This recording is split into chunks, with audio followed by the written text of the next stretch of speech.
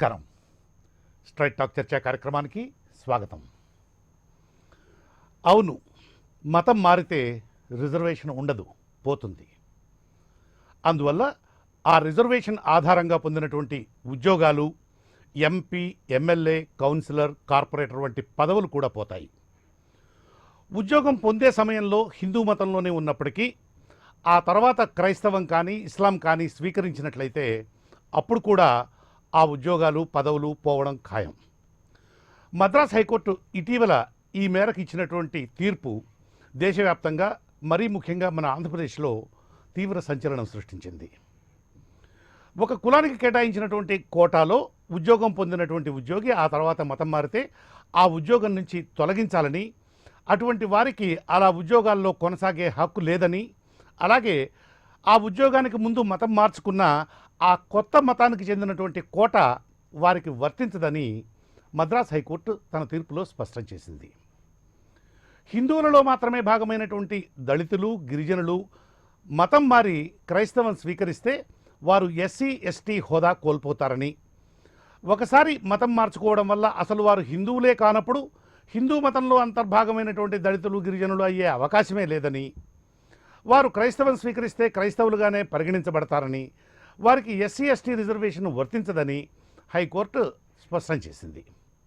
దేశంలోని వివిధ హైకోర్టులు, సుప్రీంకోర్టులో కూడా అనేక సందర్భాలలో ఇదే విధమైనటువంటి తీర్పులు ఇచ్చినప్పటికీ రాజకీయ పార్టీలు, నాయకులు ఓట్ల కోసం తప్పుడు వాగ్దానాలు చేస్తూ ఉండడం వల్ల ఈ విధంగా కొంత గందరగోళం నెలకొనే పరిస్థితి ఉన్నది.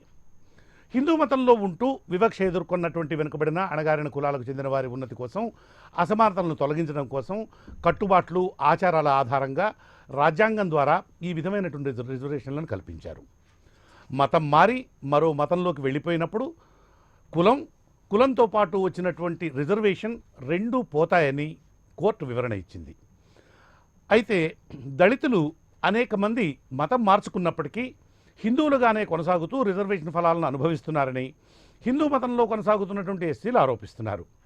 ఇటువంటి వారు హిందువులు కాదని రుజువైతే వారికి లభించినటువంటి ఆ ఉద్యోగాలు పోవడమే కాక అలా పొందిన ఉద్యోగాల ద్వారా వారికి అప్పటి వరకు వచ్చినటువంటి జీతభత్యాలను కూడా వారిని నియమించిన కమిటీ సభ్యుల నుంచి వసూలు చేయాలని మద్రాస్ హైకోర్టు తన తీర్పులో స్పష్టం చేసింది. ఎవరు షెడ్యూల్డ్ కాస్ట్ వారు, ఎవరు షెడ్యూల్డ్ ట్రైబ్ వారు, ఎవరు ఇతర వెనుకబడిన తరగతుల ఓబీసీలుగా ఉన్నవాళ్ళు అన్న దానికి సంబంధించి రాజ్యాంగానికి అనుగుణంగా రాష్ట్రపతి ఉత్తర్వుల ద్వారా స్పష్టంగా పేర్కొనడం జరిగింది. మతం మారినప్పటికీ దళిత క్రైస్తవులకు రిజర్వేషన్ సదుపాయం కొనసాగాలనే డిమాండ్ చాలా కాలంగా వినిపిస్తూ ఉన్నది. ఎస్సీలు క్రైస్తవం, ఇస్లాం తదితర మతాల్లోకి మారితే వారికి రిజర్వేషన్లు వర్తించవని 1975లోనే కేంద్రం ఉత్తర్వులు జారీ చేసింది.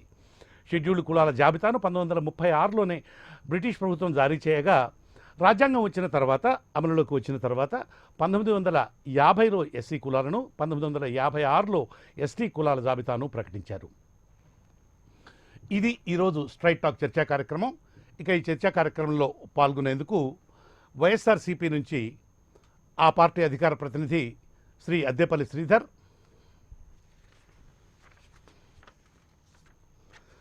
భారతీయ జనతా పార్టీ నుంచి ఆ పార్టీ అధికార ప్రతినిధి శ్రీ చందు సాంబశివరావు, హైకోర్టు న్యాయవాది శ్రీ గోసాల శ్రీనివాస్ ఈ చర్చా కార్యక్రమంలో పాల్గొనేందుకు మనకు అందుబాటులో ఉన్నారు. ప్రస్తుతం మరో సభ్యులు టీఎంఆర్పిఎస్, తెలంగాణ ఎంఆర్పిఎస్ వ్యవస్థాపక అధ్యక్షుడు శ్రీ ఇటికే రాజు మాదిగ కూడా మరికొద్ది నిమిషాల్లో మన ఈ చర్చా కార్యక్రమంలో పాల్గొంటారు.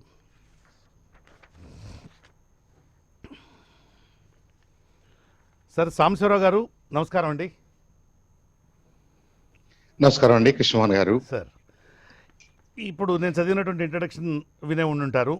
మతం మారితే, కులం మారేట్లయితే ఆ కులం ప్రాతిపదికగా వచ్చేటువంటి రిజర్వేషన్లు అనేటువంటిది, మతం మారేట్లయితే ఆ మతంలో అంతర్భాగంగా ఉన్నటువంటి కులానికి ఉండేటువంటి రిజర్వేషన్ ద్వారా వచ్చేటువంటి ఫలితాలు ఏవైతే ఉంటాయో ఆ ఫలితాలకు అర్హతను కోల్పోతారు అని అంటూ మద్రాస్ హైకోర్టు ఒక జడ్జిమెంట్ ఇచ్చింది ఈ మధ్య. ఇలాంటివి లోగడ కూడా సుప్రీంకోర్టు ఇచ్చింది. కానీ అనేక కారణాల చేత ఈ ఈ విధమైనటువంటి తీర్పులు మళ్ళీ మళ్ళీ ఇవ్వవలసి రావడం, మళ్ళీ మళ్ళీ ఈ విధమైనటువంటి సంచలనం సృష్టించబడడం అనేది జరుగుతుంది. దీని మీద మీ అభిప్రాయం చెప్పండి సార్.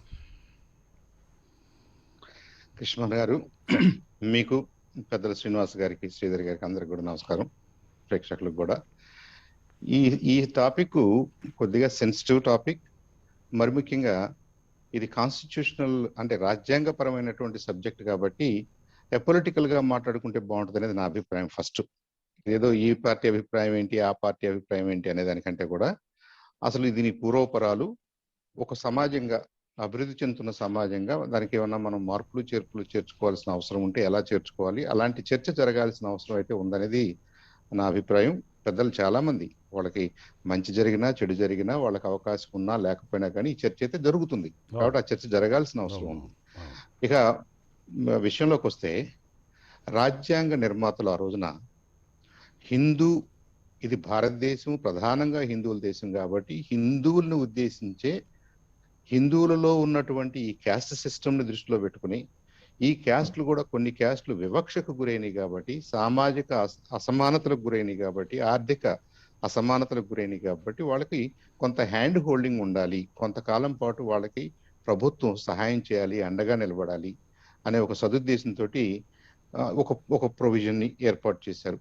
ప్రధానంగా డాక్టర్ అంబేద్కర్ గారి నేపథ్యంలో జరిగినటువంటి ప్రతివాదనలన్నీ విన్న తర్వాత మనకి ఏమర్థమవుతుందంటే, ఎవరు కాదనలేని పరిస్థితి, హిస్టరీని మనం తిరిగి రాయలేని పరిస్థితి, హిస్టరీలో జరిగినటువంటి తప్పుల్ని మనం ఏదో ఒక మాటతోటో దాంతోటో మనం వేస్తారనో చెప్పలేని పరిస్థితి. కాబట్టి కొంత మేరకు వీళ్ళకి మనం అన్ని రకాలుగా అండగా ఉంటే వాళ్ళు మిగతా సమాజంతో పాటు కాంపిటీటివ్గా వాళ్ళ జీవితాలను మెరుగుపరచుకోవడానికి, అభివృద్ధి చెందడానికి అవకాశం ఉంటుంది అనేది ఇక్కడ నోబుల్ గోల్. దాన్ని తప్పు పట్టాల్సిన అవసరం ఏమీ లేదు. అలాంటప్పుడు ప్రధానంగా వచ్చినటువంటి అబ్జర్వేషన్ ఏంటంటే, అసలు ఈ రిజర్వేషన్స్ మతాల పరంగా ఇవ్వాలా, మిగతా మతాలకి దీంతో ఏమైనా సంబంధం ఉందా, లేదు హిందూ మతంలో ఉన్నటువంటి క్యాస్ట్ సిస్టమ్ వల్ల అంటరాని వాళ్ళు, అగ్ర కులాల వాళ్ళు, ఈ కులం ఆ కులం అని చెప్పేసి మనం కులము పేరుతోటే వివక్షకు గురయ్యారు. కాబట్టి మనలో కొంతమంది కులాన్నే ప్రాతిపదిక తీసుకోవాలనుకున్నప్పుడు రాజ్యాంగంలో కులాలనే ప్రాతిపదికగా తీసుకుని అన్ని స్టేట్స్ సర్వే అయిపోయిన తర్వాత వెనకబడిన కులాలు అంటే ఎవరు, వాటిని ఒక టేబుల్లో పెట్టారు, ఒక అపెండిక్స్ లో ఒక టేబుల్లో పెట్టారు. ఆ టేబుల్ ని ఇంగ్లీష్ పదం షెడ్యూల్ అంటారు. ఆ షెడ్యూల్డ్ క్యాస్ట్ అంటే ఏంటంటే ఈ టేబుల్లో ఉన్నటువంటి క్యాస్ట్లు అని. అలాగే ఇంకో 2 సంవత్సరాలు సర్వే చేసిన తర్వాత గిరిజన ప్రాంతంలో ఎవరెవరు ఉంటున్నారు, ఆ ట్రైబ్స్ లో కూడా మరి వాళ్ళ పరిస్థితులు బాగుండలేదు, వాళ్ళు పైగా అసలు కనీసం ఒక పర్మనెంట్ అడ్రస్ కూడా లేని జాతులు అనేకం ఉన్నాయి, సంచార జాతులు ఉన్నాయి, వాళ్ళను కూడా మనం అభివృద్ధి చేయాలి కాబట్టి వాళ్ళకు కూడా హ్యాండ్ హోల్డింగ్ జరగాలి కాబట్టి షెడ్యూల్డ్ ట్రైబ్స్ అని చెప్పేసి అదొక పట్టిక వచ్చింది. ఈ రెండిటి బాధ్యత రాజ్యాంగం తీసుకుంది కాబట్టి ఈ రెండిటికి రాజ్యాంగపరమైనటువంటి హక్కు ఉంది, దాన్ని ఇంప్లిమెంట్ చేయాల్సిన అవసరం ఉంది. ఇక ఆ తర్వాత కాలంలో మరి బ్యాక్వర్డ్ క్యాస్ట్లు అంటే ఏంటి, అదర్ బ్యాక్వర్డ్ క్యాస్ట్లు అంటే ఏంటి, కేంద్రం ఏ క్యాస్ట్ ని బ్యాక్వర్డ్ గా గుర్తించుద్ది, ఏ క్యాస్ట్ ని గుర్తించదు అనేది అది మోర్ పొలిటిసైజ్ అయిపోయింది. అదే రకరకాల రాష్ట్రాల్లో రకరకాల వాదోపవాదాలు జరుగుతూనే ఉన్నాయి. It's an unsettled matter, but it is out of constitution. రాజ్యాంగంలో దానికంటూ ఏమీ ఒక గుర్తింపు కానీ ఒక వ్యవస్థ కానీ లేదు. సో బీసీ ఓబీసీ అనేదాన్ని కాసేపు పక్కన పెడితే మళ్ళీ మన మెయిన్ టాపిక్ ఎస్సీ దగ్గరకు వచ్చాం, ఎస్టీల దగ్గరకు వచ్చాం. ఆ ఎస్సీ ఎస్టీలు మనం దేన్ని ఆధారంగా చేసుకుని ఇచ్చాం, కులాన్ని ఆధారంగా చేసుకుని ఇచ్చాం. ఆ కులం దేన్ని ఆధారంగా పడింది, హిందూ ధర్మం, హిందూ మతం, ఎలా అనుకుంటే అలా మన దేశంలో ఉన్నటువంటి అనాదిగా వస్తున్నటువంటి ఆ కుల వ్యవస్థలో గుర్తింపబడిన కులాలు. ఉదాహరణకి నేను ఫలానా కులంలో పుట్టి అంటే హిందూనే, ఇక మిగతా అసలు ఇస్లాం, ముస్లిమ్స్ కానీ లేదంటే క్రిస్టియానిటీ, ఇస్లాం గురించి మనం ప్రస్తుతానికి డిబేట్ చేసుకోవాల్సిన అవసరం లేదు, దాన్ని కాసేపు పక్కన పెట్టేద్దాం. హిందూ ధర్మంలో, హిందూ మతంలో లేదా భారతదేశంలో ఉన్నటువంటి కులాలు, ఈ కులాల్లో నేను ఒక కులంలో పుట్టాను కాబట్టి ఒకవేళ నా కులం గతంలో ఇలాంటి వివక్షకు గురైన కులము అని పెద్దలందరూ తీర్మానిస్తే మా కులం పేరు ఎస్సీల లిస్టులోనో ఎస్టీల లిస్టులోనో ఉంటే నాకు కొన్ని రిజర్వేషన్ సౌకర్యాలు కల్పించింది రాజ్యాంగం. ఉదాహరణకి ఇది ఇది ఇది ఇది ఇది మనకి బేసిస్ అయినప్పుడు నేను ఒక 30 ఏళ్ల వయసులోనో 40 ఏళ్ల వయసులోనో నేను ఇలా హిందూ ధర్మం మీద నాకు ఇది లేదు, నేను వేరే ధర్మంలోకి వెళ్తా, నేను క్రిస్టియన్ అవుతాను లేదా నేను ముస్లిం అవుతాను అన్నాను అనుకోండి, ఆటోమేటిక్గా ఏం పోయింది, నా క్యాస్ట్ స్టేటస్ పోయింది. కాబట్టి నా క్యాస్ట్ ని బేస్ చేసుకుని నాకు ఇచ్చినటువంటి రిజర్వేషన్ ఫలితం ఏదైతే ఉందో, ఉద్యోగం కానీ పదవి కానీ ఇంకోటి కానీ అది ఆటోమేటిక్ గా నల్లిఫై అయిపోద్ది కదా అన్నది high court observation, high court ruling. Constitution ప్రకారంగానే హైకోర్టు రూల్ చేసింది కాబట్టి సాంబశివరావు గారు వినపడుతున్నది ఏంటంటే ఒక నిమిషం సాంబశివరావు గారు కులం మారినప్పటికీ మతం మారినప్పటికీ అణగారినతనం అనేటువంటి దాంట్లో ఏ విధమైనటువంటి తేడా రాలేదు, కాబట్టి దాన్ని కొనసాగించాలి అనేటువంటి డిమాండ్ కూడా చాలా కాలంగా మనకు వినపడుతూనే ఉన్నది. సో దాన్ని ఎట్లా అర్థం చేసుకోవాలి? ఇప్పుడు మనకి రెండో క్వశ్చన్ ఉంది. నేను మతం మారాను కాబట్టి నా కులం నల్లిఫై అయిపోయింది కాబట్టి, నేను కొత్తగా వెళ్ళిన మతంలో ఆ కులం లేదు కాబట్టి నాకు ఈ అవకాశం లేదు అంటున్నారు. ఓకే, రాజ్యాంగ పరంగా ఇప్పుడున్న పరిస్థితి ప్రకారం దట్ ఈజ్ వాట్ కోర్టు అయినా అదే చెప్పుద్ది, పెద్దలు ఎవరైనా అదే చెప్తారు. ఇప్పుడు రెండోది అసలు ప్రాథమిక క్వశ్చన్ ఏంటంటే, మరి నాలోని వెనకబాటుతనం, మా పెద్దలు ఏ వివక్ష అయితే గురయ్యారో, మాలో ఏ ఆత్మ న్యూనతా భావన అయితే క్రియేట్ అయిందో దానికి సమాధానం కూడా చెప్పాలి కదా మరి అనేది ఒక క్వశ్చన్ వస్తుంది. తర్వాత ఇది ఎంతకాలం చెప్తే ఈ ఆత్మ న్యూనతా భావం లేదంటే ఎంతకాలం ఈ రిజర్వేషన్ ఫెసిలిటీ ఉంటే ఈ వెనకబాటుతనం వివక్ష అనే దానికి కంపెన్సేషన్ సరిపోద్ది. ఇవి రెండు కూడా ఓపెన్ ఎండెడ్ క్వశ్చన్స్ గా ఉండిపోయినాయి. ఈ ఓపెన్ ఎండెడ్ క్వశ్చన్స్ లో కొంత డిస్కషన్ జరగాల్సింది ఇక్కడే. దాన్ని ఎలా అడ్రస్ చేయాలి, ఎలా అడ్రస్ చేస్తే బాగుంటది. దాంట్లో కొంతమంది ఒకసారి అవకాశం వస్తేనో 5 సార్లు అవకాశం వస్తేనో లేదా ఒక 50 ఏళ్ల పాటు మీరు ఆ ప్రతిఫలాలు వచ్చినాయి కాబట్టి మీ ఫ్యామిలీలో మీరు వాలంటరీగా మాకు వద్దులే అని చెప్తేనో, క్రీమీ లేయర్ కాన్సెప్ట్ తీసుకొస్తానో, రకరకాలుగా ఉన్నాయి. ప్రాబ్లీ ఈ చర్చలో ముందుకెళ్లే కొద్దీ మనకు ఆ టాపిక్స్ వస్తాయి.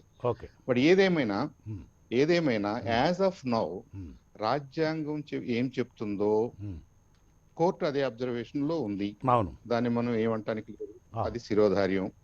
ఇప్పుడు if we are not happy as a country with that position, దాన్ని ఎలాగోలా రివ్యూ చేసి దాన్ని ఏదో ఒక రకంగా ఆల్టర్నేటివ్స్ క్రియేట్ చేసుకుందామా, లేదు హిందూ లెక్క ప్రకారంగానే ఎస్సీ ఉండాలి, హిందూ లెక్క ప్రకారంగానే ఎస్టీలు ఉండాలి, ఈ ఉన్న రిజర్వేషన్ సిస్టమ్ అలాగే ఉండాలి, ఆ ఆస్పెక్ట్ లో అలాగే ఉండాలి, మత మార్పిడిని మనం ఎంకరేజ్ చేయొద్దు, మిగిలిందే ప్రపంచంలో ఒకటి లేదంటే ఏదైనా ఒక చిన్న దేశం ఉందేమో కానీ మనమే ప్రధానంగా హిందూ దేశం కాబట్టి హిందూ ధర్మాన్ని కాపాడుకోవాల్సిన అవసరం మనందరికి ఉంది కాబట్టి దాన్ని అలా ఇంప్లిమెంట్ చేద్దామా, ఈ క్వశ్చన్స్ అన్ని కూడా పబ్లిక్ లో కొంత డిస్కషన్ జరగాల్సినటువంటి అవసరం ఉంది. Thank you. స్ట్రైట్ టాక్ చర్చా కార్యక్రమానికి పునఃస్వాగతం. శ్రీధర్ గారు, ఈ మెడ్రాస్ హైకోర్టు ఇచ్చినటువంటి తీర్పులో ఒక కీలకమైనటువంటి అంశం ఉంది. ఉద్యోగంలో చేరే సమయంలో ఒక మతంలో ఉండి ఆ మతం ప్రకారం ఆ మతంలో ఉండేటువంటి కులంకి ఏ రిజర్వేషన్ అయితే వస్తుందో ఆ రిజర్వేషన్ని సదుపాయాన్ని పొంది ఆ తర్వాత మతం మార్చుకుంటే అది కూడా చెల్లదు అని అంటూ హైకోర్టు చాలా స్పష్టం చేసింది. అంటే రిజర్వేషన్ పొందేటువంటి సమయానికి ఏ కులం అయితే ఉన్నప్పటికీ, ఒక కులంలో ఉండి ఆ రిజర్వేషన్ సదుపాయాన్ని పొందినప్పటికీ ఆ తర్వాత కనుక అదే కులంలో లేరు ఆ వ్యక్తి లేడు, ఆ ఎంప్లాయీ లేడు, ఆ అభ్యర్థి లేడు అని కనుక తెలిసేట్లయితే అప్పుడు కూడా అతను ఆ ఉద్యోగంలో నుంచి తొలగించడమే కాకుండా అతన్ని సెలెక్ట్ చేసినటువంటి కమిటీ సభ్యులు ఎవరైతే ఉంటారో వాళ్ళ దగ్గర నుంచి అతనికి చెల్లించినటువంటి జీతభత్యాలన్నింటినీ కూడా వసూలు చేయాలి అని అంటూ కూడా మెడ్రాస్ హైకోర్టు చెప్పింది. దీని మీద చెప్పండి. అంటే యాస్టీస్గా మీరు లేవనెత్తిన క్వశ్చన్కి అయితే ఆ జడ్జిమెంట్ ఒక స్పెసిఫిక్ సిచ్యువేషన్లో ఆ జడ్జిమెంట్ ఆర్డర్ రావడం జరిగింది. నాకున్న లీగల్ అండర్స్టాండింగ్ ప్రకారంగా ఆ judgement will not holds good, it will be stuck down in higher court or in supreme court, division bench కానీ సుప్రీం కోర్ట్ కానీ లార్జర్ బెంచ్. ప్రధానంగా ఆ జడ్జిమెంట్లో ఉన్న ఎర్రర్ కానీ whatever I could make out is ఎవరిది బాధ్యత. ఇప్పుడు ఒక state council AP public service commission ఉంటారు, యూనియన్ కానీ స్టేట్ పబ్లిక్ సర్వీస్ కమిషన్ ఉంటారు, వాళ్ళు వస్తారు, అదొక కమిటీ ఉంటుంది. అండ్ ఫర్ దట్ మ్యాటర్ ఇప్పుడు అమెండ్మెంట్స్ అన్ని తీసుకుని వచ్చేసి candidate is identified by not by name, is identified by only by number or identity by roll number only. అంటే పేరు కూడా తెలియకుండా, ఎందుకనంటే పేరు బట్టి కూడా వాళ్ళ కులం తెలిసే విధంగా వాళ్ళు ఏ బ్యాక్గ్రౌండ్ నుంచి వచ్చారు, ఏ రాష్ట్రం నుంచి వచ్చేవారో తెలిసి ఉంటుంది. కాబట్టి ఈ పబ్లిక్ సర్వీస్ కమిషన్ రీసెంట్గా మోడిఫికేషన్స్ తీసుకుని వచ్చి పలు రాష్ట్రాల్లో ఈవెన్ లో సెంట్రల్ గవర్నమెంట్లో తెచ్చారో లేదో తెలియదు, but they are identified by only by roll number.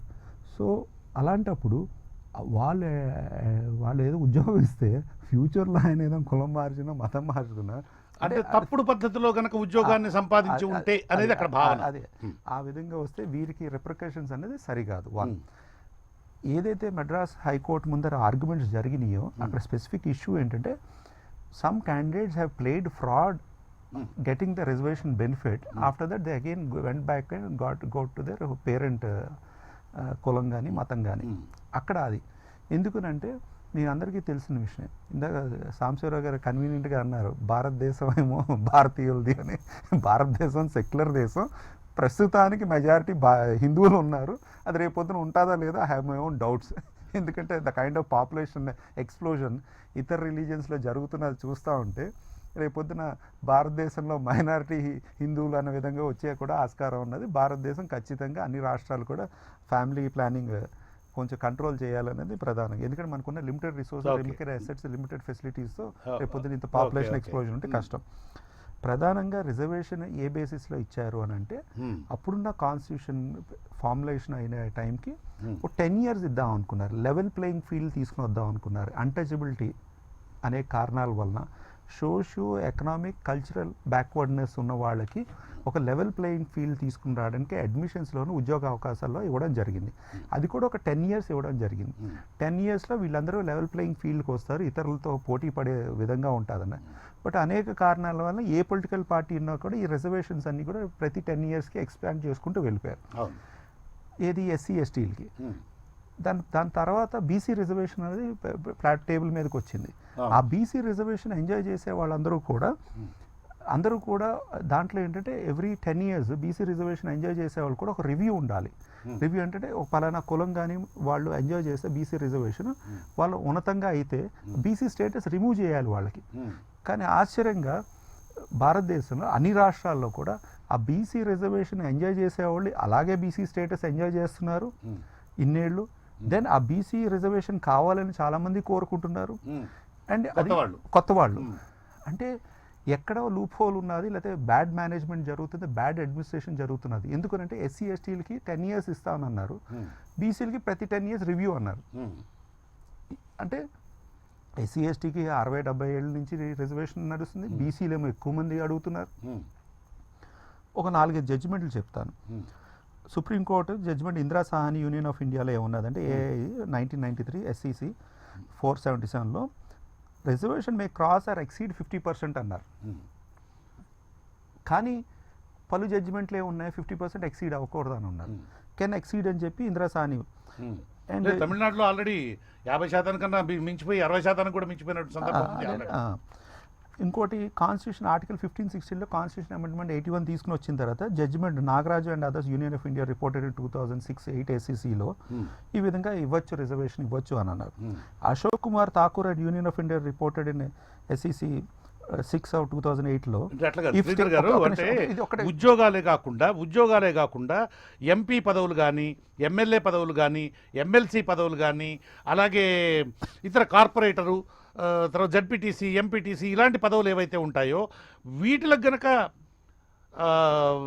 మతం మారడం ద్వారా కనుక ఇచ్చేసేట్లయితే, మతం మారినట్లుగా కనుక తెలిసేట్లయితే, అంటే ఒక మతంలో ఉంటూ ఆ మతంలో ఉన్నటువంటి రిజర్వేషన్ ప్రకారం వీటికి ఎన్నికయ్యి ఆ తర్వాత కనుక వేరే మతంలో ఉన్నట్లు కనుక రుజువు అయితే అప్పుడు కూడా వీళ్ళు పదవులు కోల్పోయే పరిస్థితి ఉంది. కానీ అక్కడ ఇదేంటిదంటే ఇది ఒక్కటే చెప్పేసి మీరు చెప్పిన దానికి ఎక్స్ప్లెయిన్ చేయడానికి 50% రిజర్వేషన్ రాష్ట్రాలు ఇవ్వచ్చు ప్రొవైడెడ్ క్వాంటిఫైబుల్ డేటా ఉంటే అని. రీసెంట్గా సుప్రీంకోర్టు ఒక లార్జర్ బెంచ్ ఏమని జడ్జిమెంట్ ఇచ్చిందంటే 50% రిజర్వేషన్ ఇవ్వడానికి ఆస్కారం లేదు అన్నారు. అప్పుడు మహారాష్ట్ర గవర్నమెంట్ కానీ ఇతరులందరూ కూడా ఎవరైతే బీసీ స్టేటస్ కోరుకుంటున్నారో ఆంధ్ర రాష్ట్రంలో కాపులు కోరుకుంటున్నారు వీళ్ళందరూ క్వశ్చన్ చేసింది ఏంటంటే చాలా రాష్ట్రాల్లో 48%, 49% దాకా రిజర్వేషన్స్ ఉన్నాయి. ఒక 6-7 రాష్ట్రాల్లో నార్త్ ఈస్టర్న్ స్టేట్లో కానీ మీరు చెప్పిన తమిళనాడు రాష్ట్రంలో 60-70% రిజర్వేషన్ కూడా ఉన్నది. ఈ 50% ఎక్కడా కూడా గైడెన్స్ ఏం కాదు. ఈడబ్ల్యూఎస్ కోటా 10% అక్రాస్గా భారతదేశ ప్రభుత్వం అన్ని రాష్ట్రాలకి ఎలాగ ఇవ్వగలిగారు. ఈడబ్ల్యూఎస్ 10% ఇచ్చినప్పుడు ఆటోమేటిక్గా 50% దాటింది కదా, మరి దాటినప్పుడు ఆ 50% అది ఏమీ బార్ అనేది లేదు. సో కాపులు కానీ ఇతరులు కానీ రిజర్వేషన్ కోరుకున్నా ఇచ్చే ఆస్కారం ఉన్నదని చెప్పి మహారాష్ట్ర గవర్నమెంట్ మరాఠాస్కి 10% ఇవ్వడం జరిగింది. ఇప్పుడు మీరు లేవనెత్తిన అంశం ఏంటంటే ఒక రిలీజన్ ఆ సబ్ గ్రూప్లో ఉన్న క్యాస్ట్ వాళ్ళకి ఎంజాయ్ చేస్తూ ఉంటే రిజర్వేషన్, ఆ రిలీజన్ మార్చుకుంటే ఎక్కడ కూడా reservation it is not linked with religion. ఎక్కడ క్యాస్ట్ తప్ప రిలీజియన్ లేదు. కానీ ఈ బ్యాక్వర్డ్నెస్ కానీ ఇవన్నీ కూడా ఎక్కడికి లింక్ అయి ఉన్నది అంటే సోషల్ బ్యాక్వర్డ్నెస్ అంటే సోషల్ కాదు. దళితులు అనేటువంటి వాళ్ళు లేదా మాల లేదా మాదిగా అనేటువంటి వాళ్ళు హిందూ మతంలోనే ఉన్నారు తప్ప అటు క్రైస్తవంలో కానీ ఇస్లాంలో కానీ లేరు. అది ఆ రిజర్వేషన్ అనేటువంటి హిందువులలో ఉన్నటువంటి వాళ్ళకే పరిమితం. అది అక్కడికే వస్తున్నాను. ఈ రిజర్వేషన్ ఏ బేసిస్లో వాళ్ళకి ఇచ్చారు? మాదిగలవని ఇదవని వాళ్ళకి సోషల్ బ్యాక్వర్డ్నెస్ అన్టచబిలిటీ ఇదివరకు ఫాలో అయ్యి 2 గ్లాస్ సిద్ధాంతాలు ఫాలో అవుతున్నాం కాబట్టి అగ్రవర్ణ వాళ్ళు ఈ అనగారిన వర్గాలు వెనకనట్టుబడిన వర్గాలు కొంత తక్కువగా చేసి చూపిస్తున్నారు. కల్చరల్ బ్యాక్వర్డ్నెస్ అంటే కొంత ఎస్టీలు కానీ ఇతరులు కానీ కొన్ని ప్రదేశాల్లో ఉండి కల్చరల్గా బ్యాక్వర్డ్నెస్ ఉంది. ఎకనామిక్ బ్యాక్వర్డ్నెస్ అనేది కొత్తగా అది యాడ్ చేయడం జరిగింది. బట్ మీరు లేవనెత్తిన అంశం ఏంటంటే ఎస్పెషలీ కొంతమంది హిందువుల్లో ఉన్న సబ్ క్యాస్ట్లో వాళ్ళు రేపొద్దు రిలీజన్ ఆ రోజు అంబేద్కర్ గారే బుద్ధిజం యాక్సెప్ట్ చేయడం జరిగింది చాలామంది. అంటే హిందూయిజంలో మాదిగా ఉన్న వాళ్ళు ఎస్సీ కులం చెందిన వాళ్ళు అంబేద్కరిజం యాక్సెప్ట్ చేయడం జరిగింది. అది వేరే రిలీజన్కి వస్తుంది. బట్ అది ఇబ్బంది రాలేదు. తర్వాత సబ్సిక్వెంట్ లార్జర్ నెంబరు క్రిస్టియానిటీని అడాప్ట్ చేసుకోవడం మొదలు పెట్టారు. ఇప్పుడు క్రిస్టియన్స్ అంటే హిందూ మతంతో పాటు బౌద్ధము సిక్ మతాలు ఈ రెండింటిని కూడా రెండింటి నుంచి ఇతర మతంలోకి మారేట్లయితే అంటే హిందూ మతంతో సమానంగా ఈ రెండింటిని కూడా చూడడం జరుగుతుంది అని అంటూ రాజ్యాంగాన్ని సవరించడం జరిగినందువల్ల ఆ రకమైనటువంటి సమస్య అనేటువంటిది అక్కడ రాదు. అదే అంటే కానీ ఇక్కడ ఉన్న ఇబ్బంది అలా ఏంటంటే మనం చూడవలసింది క్యాస్ట్ బేస్డ్ రిజర్వేషన్ తప్ప రిలీజన్తో సంబంధం లేదు. నేను అందుకని ఓపెనింగ్ సెంటెన్స్లో అన్నాను ఏదైతే మెడ్రాస్ జడ్జ్మెంట్ ఉన్నదో అక్కడున్న స్పెసిఫిక్ సిచ్యువేషన్స్ అంటే they played fraud on getting reservation. ఎప్పుడైతే ఫ్రాడ్ ప్లే చేసి రిజర్వేషన్ గెయిన్ చేసుకుని అంటే they are of a different religion, they have come to one religion, enjoyed the caste reservation, then they went back to the different religion back. ఆ specific కేసులో అందుకుని అది తప్పు పట్టారు. సో ఆ విధంగా ఎవరైతే రిలీజన్ని వాడుకుంటున్నారో ఖచ్చితంగా కంట్రోల్ చేయవలసిన ఆస్కారం ఉన్నది. ఏ విధంగా అయితే ఎస్సీ ఎస్టీ వాళ్ళకి 10 years రివ్యూ అన్నారో బీసీలకి 10 years రివ్యూ అన్నారో ఈ mall practices conversions for benefit conversion for the sake of reservation దానికి కూడా ఒక మెకానిజం రావాలి. యాంటీ డిఫెక్షన్ లాలో ఏదైతే మార్పులు రావాలని కోరుకుంటున్నామో రిజర్వేషన్లో కూడా మార్పులు రావాలని మనందరం కోరుకోవాలి. ఈ చర్చ చూసిన వాళ్ళు కూడా ఆలోచించాలి. Okay, thank you very much.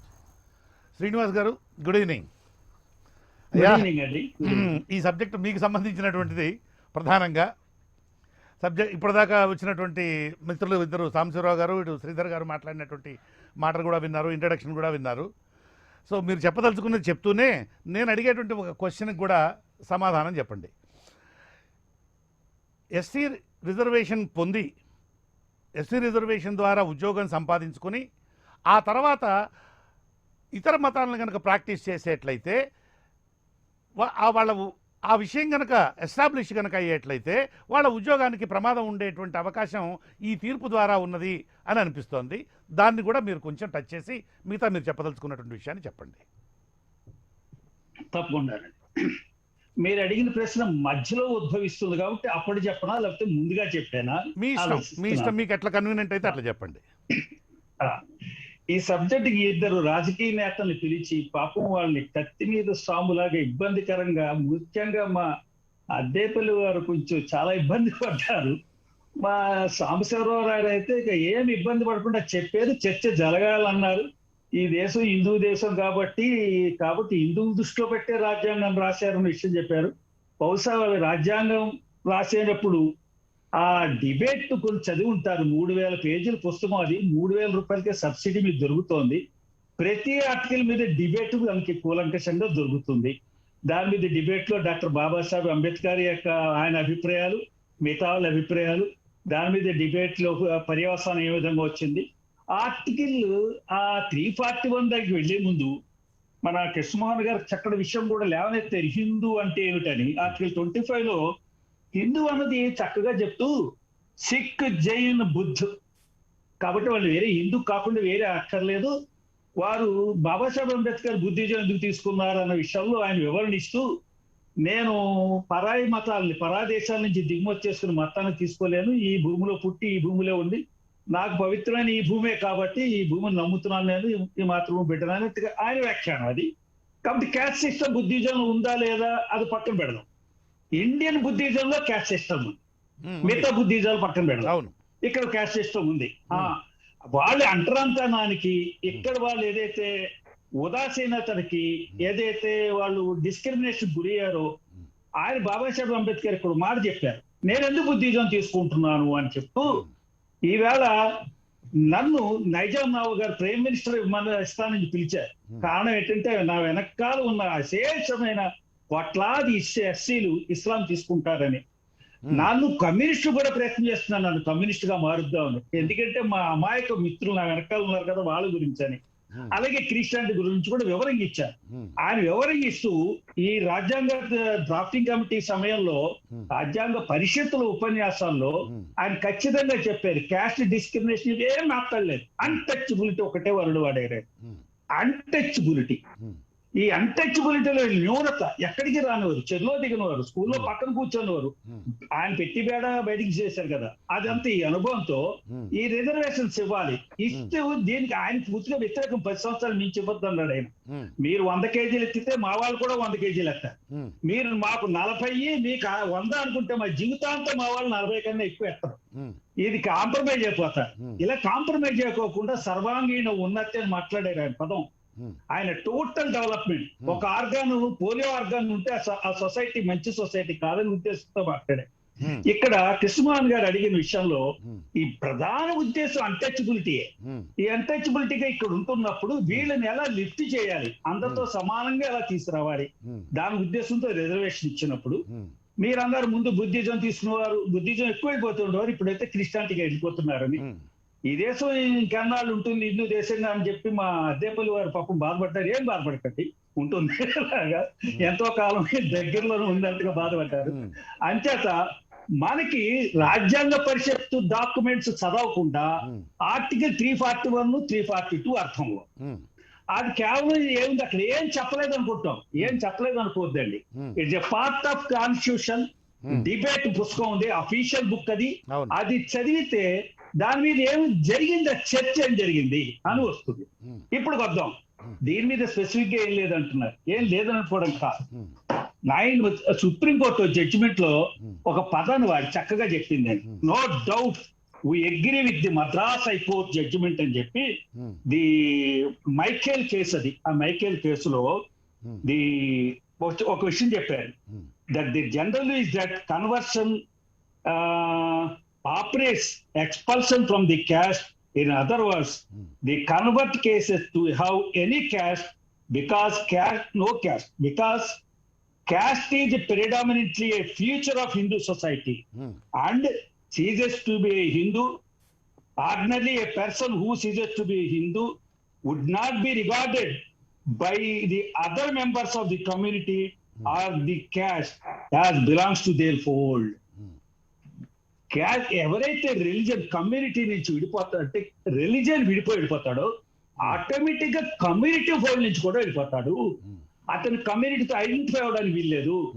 ఇంకా కమ్యూనిటీతో ఐడెంటిఫై అవడానికి వీల్లేదంటే వెళ్ళిపోయిన వాడిని పట్టుకుని కాన్స్టిట్యూషన్ ఎందుకు ఆలోచిస్తుంది? ఈ కమ్యూనిటీలో ఎక్కడైతే అతను అంటే కమ్యూనిటీ అనకుండా దాన్ని క్యాస్ట్ అందామా శ్రీనివాస్ గారు? దాన్ని కమ్యూనిటీ అనకుండా క్యాస్ట్ అందామా? క్యాస్ట్ అందాం. ఎందుకంటే అంటే ఒక్క నిమిషం ఆగండి. హిందూ మతాన్ని వీడి వెళ్ళిపోయినంత మాత్రం చేత మాలలు కానీ మాదిగలు కానీ వివక్షను ఎదుర్కోనటువంటి పరిస్థితి ఉంటుందా? వివక్షను ఎదుర్కొంటూ కంటిన్యూ వాళ్ళు they continue to face the discrimination. అదే అది కూడా ఆలోచిద్దాం తప్పనిసరిగా. మా అమ్మగారిని నాన్నగారిని విడిచిపెట్టిన వెళ్ళిన వాడికి భోజనం పెట్టద్దా అంటే అమ్మని నాన్ని కనిపెట్టిన వాడుకుందో ముందు భోజనం పెట్టి వాడికి అప్పుడు పెడదాం. అమ్మని నాన్ని కలిసి పెట్టుకున్న వాడికి భోజనం పెట్టాలి. వాడు సేవ చేస్తున్నాడు. గుడ్డి తల్లిదండ్రులకి ముసలి తల్లిదండ్రులకి సేవ చేస్తున్న కొడుకుని ముందు ఆదరించి అమ్మ నాన్న నీ లెక్కలేదు నా ఇష్టమైన అమ్మాయిని పెళ్లి చేసుకుంటాను వెళ్ళిపోయాడు కదా. అలాగే ఇప్పుడు మీరన్నట్టు మద్రాసు హైకోర్టులో కేసు వచ్చిందండి. ఆ కేసు పేరు కూడా చెప్తాను. ఆ కేసు వాడుతూ వింటున్నప్పుడు ఏమి జడ్జిమెంట్ చెప్పే ఏం అబ్జర్వ్ చేశారు కోర్టు. ఒక్క నిమిషం శ్రీనివాస్ గారు, ఆ జడ్జిమెంట్ చెప్పబో స్ట్రైట్ టాక్ చర్చా కార్యక్రమానికి తిరిగి స్వాగతం. శ్రీనివాస్ గారు యా ప్లీజ్ గో అహెడ్. ఇక్కడ యాష్మిని అనే ఒక అమ్మాయి పాపం 2012లో మద్రాసులో పబ్లిక్ సర్వీస్ కమిషన్ ఉద్యోగానికి అప్లై చేసింది. అవును, అప్లై చేసిన తర్వాత మెయిన్ ఎగ్జామినేషన్ పాస్ అయిపోయింది. పాస్ అయితే స్క్రూటినీ కమిటీ కౌన్సిలింగ్ పిలిచారు.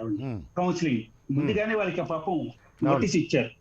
అమ్మ చూడండి, మీరు మీ ఫాదరు క్రిస్టియన్, మీ మదర్ కూడా క్రిస్టియన్, మీరు క్రిస్టియన్ పుట్టి పెద్ద అయ్యాక 30 ఏళ్ళు వచ్చాక మీరు పెళ్లి చేసుకున్నారు, ఒక ముస్లిం ని పెళ్లి చేసుకున్నారు, మీరు కూడా ముస్లిం గా కన్వర్ట్ అయ్యారు.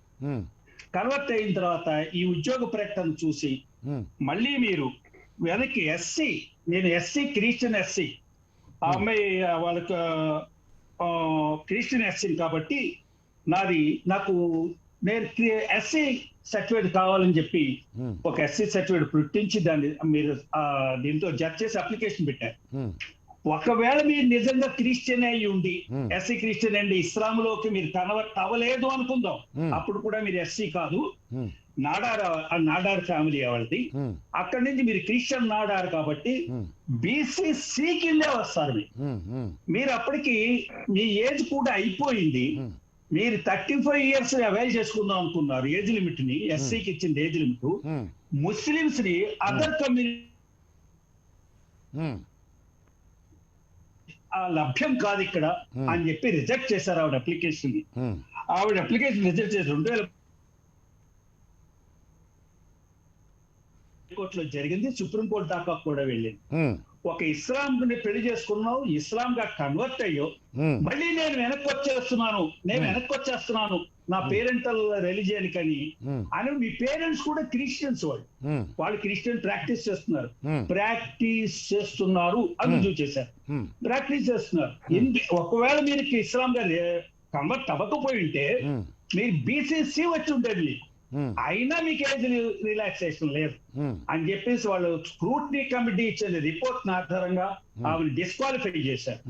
ఇక్కడ అబ్జర్వ్ చేసిన లైన్ ఏమిటంటే, ఒకసారి మీరు కన్వర్ట్ అయిపోతే మీ పేరెంట్స్ మా అమ్మగారిది నాన్నగారి క్యాస్ట్ బలానా అని మీరు అవైల్ చేసుకోలేరు. అయిపోయింది మీ క్యాస్ట్ సీజ్ అయిపోయింది.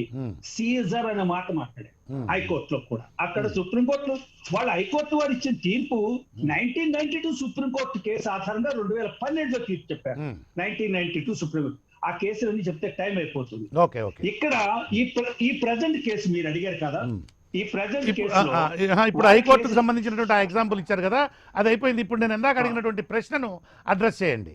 అంటే ఉద్యోగం పొందే టైంలో హిందువుల్లో దళితులుగా ఉంటూ ఎస్సీ రిజర్వేషన్ని బెనిఫిట్ని పొందుతూ ఉద్యోగం సంపాదించినటువంటి వ్యక్తి తదనంతర కాలంలో క్రిస్టియానిటీని ప్రాక్టీస్ చేస్తూ ఉన్నట్లయితే వాళ్ళ మీద కనుక ఇతరులు ఎవరైనా కనుక అది వాడు ఎస్సీలు కావచ్చు కంప్లైంట్ చేసేట్లయితే వాళ్ళ ఉద్యోగం పోయేటువంటి ప్రమాదం ఉన్నది కదా ఈ తీర్పు ప్రకారం అని చెప్తూ ఉన్నాను. ఉంది. ఇప్పుడు ఈ కేసులోనే నేను మీరు చెప్పిన 7th జూన్ కేసు ఏదైతే ఉందో 7th జూన్ లో కేసు వాళ్ళు చక్కగా ప్రిజంప్షన్ డ్రా చేశారు. ఈవేళ కొత్తగా నువ్వు కన్వర్ట్ అవ్వలేదు, నువ్వు కన్వర్ట్ అయిపోయి ఎస్సీ స్టాటస్ మీద జాయిన్ అయిపోయావు. నిన్ను పట్టుకున్న తర్వాత అబ్బాయి నేను ఈ మధ్యనే జాయిన్ అయ్యాను, ఇప్పుడిప్పుడే వెళ్తున్నావు చర్చ అన్నట్టుగా మాట్లాడుతున్నావు. నీ పేరెంట్స్ కూడా క్రిస్టియన్సే, నువ్వు క్రిస్టియన్ నువ్వు చేసుకున్న వైఫ్ కూడా క్రిస్టియనే, కాబట్టి నువ్వు కావాలని సప్రెస్ చేసి కన్వర్షన్ సప్రెస్ చేసి ఉద్యోగంలోకి వచ్చావు అని ఒక కంక్లూజన్ వచ్చారు. రెండో కంక్లూజన్ బాగా చెప్పారు. మీరు అడిగిన ప్రశ్న రెండో కంక్లూజన్ చెప్పారు. ఓకే, ఇన్ కేస్ మనం ఒప్పుకుందాం, నువ్వు జాబ్ లో జాయిన్ అయినప్పటికీ క్రిస్టియన్ కాదు, తప్పనిసరిగా నువ్వు పేరెంటల్ కమ్యూనిటీలో ఉండి అక్కడే ఉన్నావు, పాపం జాయిన్ అయ్యాక నువ్వు కన్వర్ట్ అయ్యావు అనుకున్నప్పుడు ఇక్కడ చిన్న లైన్ అండి, నువ్వు did you disclose this fact of your conversion during all the years? ఇక్కడ ఆయన జాయిన్ అయిన భారతీయ యూనివర్సిటీ మేనేజ్మెంట్ గా అథారిటీస్ నువ్వు చెప్పావా? నీ సర్వీస్ రిజిస్టర్ లో దీన్ని ఎండార్స్ చేయించావా? సర్వీస్ రిజిస్టర్ ఎండార్స్మెంట్ కావాలి. తర్వాత ప్రమోషన్ ఫ్రంట్ లైన్ లో నుంచుంటాడు కదా, ఎస్ఏ లైన్ లో నుంచుంటాడు, తర్వాత ప్రమోషన్స్ కి రిజిస్ట్రార్ కి వైస్ ఛాన్సలర్స్ కూడా అయిపోతూ ఉంటాడు. కాబట్టి ఆ క్వశ్చన్స్ అన్ని దీంట్లో రాలేదు. జడ్జిమెంట్ అది జడ్జిమెంట్ కాదు, ఆర్టికల్ కింద రాశారు. నేను అడిగినటువంటి పాయింట్ ని కొంచెం డైరెక్ట్ గా అడ్రస్ చేయండి శ్రీనివాస్ గారు. నేను అడిగినటువంటి పాయింట్ ని డైరెక్ట్ గా అడ్రస్ చేయండి, ఓన్లీ లీగల్ యాంగిల్లో మాత్రమే చేయండి. లీగల్ యాంగిల్ నాకు అంతకన్నా చేయండి. ఇంకో యాంగిల్ లో చేస్తే అది త్రాష్, ఒక పొల్లు అవుతుంది. పొల్లు మాట్లాడడానికి కాదు కదా. అంచేత తిరుమల తిరుపతి దేవస్థానంలో కన్వర్ట్ అయిపోయిన వాళ్ళు లిస్ట్ తయారు చేసి వీళ్ళకి నోటీసులు ఇస్తే, ఆ నోటీసులు పుచ్చుకున్న వాళ్ళు ఆంధ్రప్రదేశ్, అప్పుడు కాంపోజిట్ ఆంధ్రప్రదేశ్, ఈ రెండు తెలుగు రాష్ట్రాలు ఒకటే అయిపోతుంటే అక్కడ జడ్జి గారు, శ్రీ రామయ్య జడ్జి గారి పేరు చెప్పండి నేను, ఆ జడ్జి గారు అదేంటి ఫ్రీడమ్ ఆఫ్ రిలీజియన్ ఉంది కదా, ఫ్రీడమ్ ఆఫ్ రిలీజియన్ లో ఆయన మతం ఇష్టం వచ్చినట్టు తీసుకోవచ్చు, తప్పే ఉంది. మరి తిరుమల తిరుపతి దేవస్థానం అన్ని మతస్థులు పనిచేయకూడదు కదా అంటే అలా ఎక్కడుంది? ఎక్కడైనా ఉందా అన్నారు. తిరుమల తిరుపతి దేవస్థానం గవర్నమెంట్ ఆర్గనైజేషన్ కాదు, గవర్నమెంట్ బోర్డు కాదు, గవర్నమెంట్ ఇన్స్టిట్యూషన్ కాదు. ఇది ముందు అర్థం చేసుకోవాలి. స్టాట్యూట్ ఉంది, స్టాట్యూట్ దేనికి? హిందూ రిలీజియస్ ఇన్స్టిట్యూట్ కూడా స్టాట్యూట్ ఉంటుంది, బికాజ్ ట్రస్ట్ బోర్డు ఉంది కాబట్టి, ప్రాపర్టీస్ ఉన్నాయి కాబట్టి, ఇన్కమ్ వస్తుంది కాబట్టి, ఆర్డర్లీ మేనేజ్మెంట్ చేయడం కోసం స్టాట్యూట్ పెడతారు.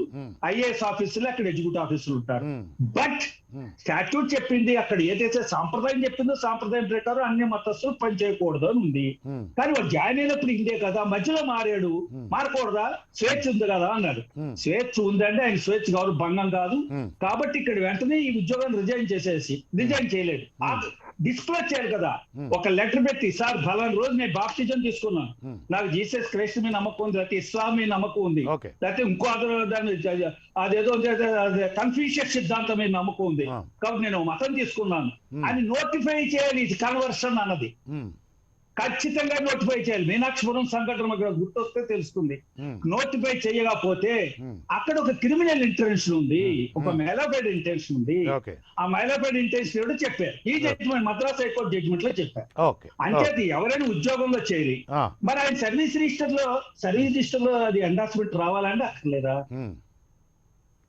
రావాలి కదా. అంతవరకు ఎస్సీ ఉన్నావు, జాయిన్ అయినప్పుడు ఎస్సీ, నీ త్రూఅవుట్ లైఫ్ ఎస్సీగా కంటిన్యూ అయిపోతావా?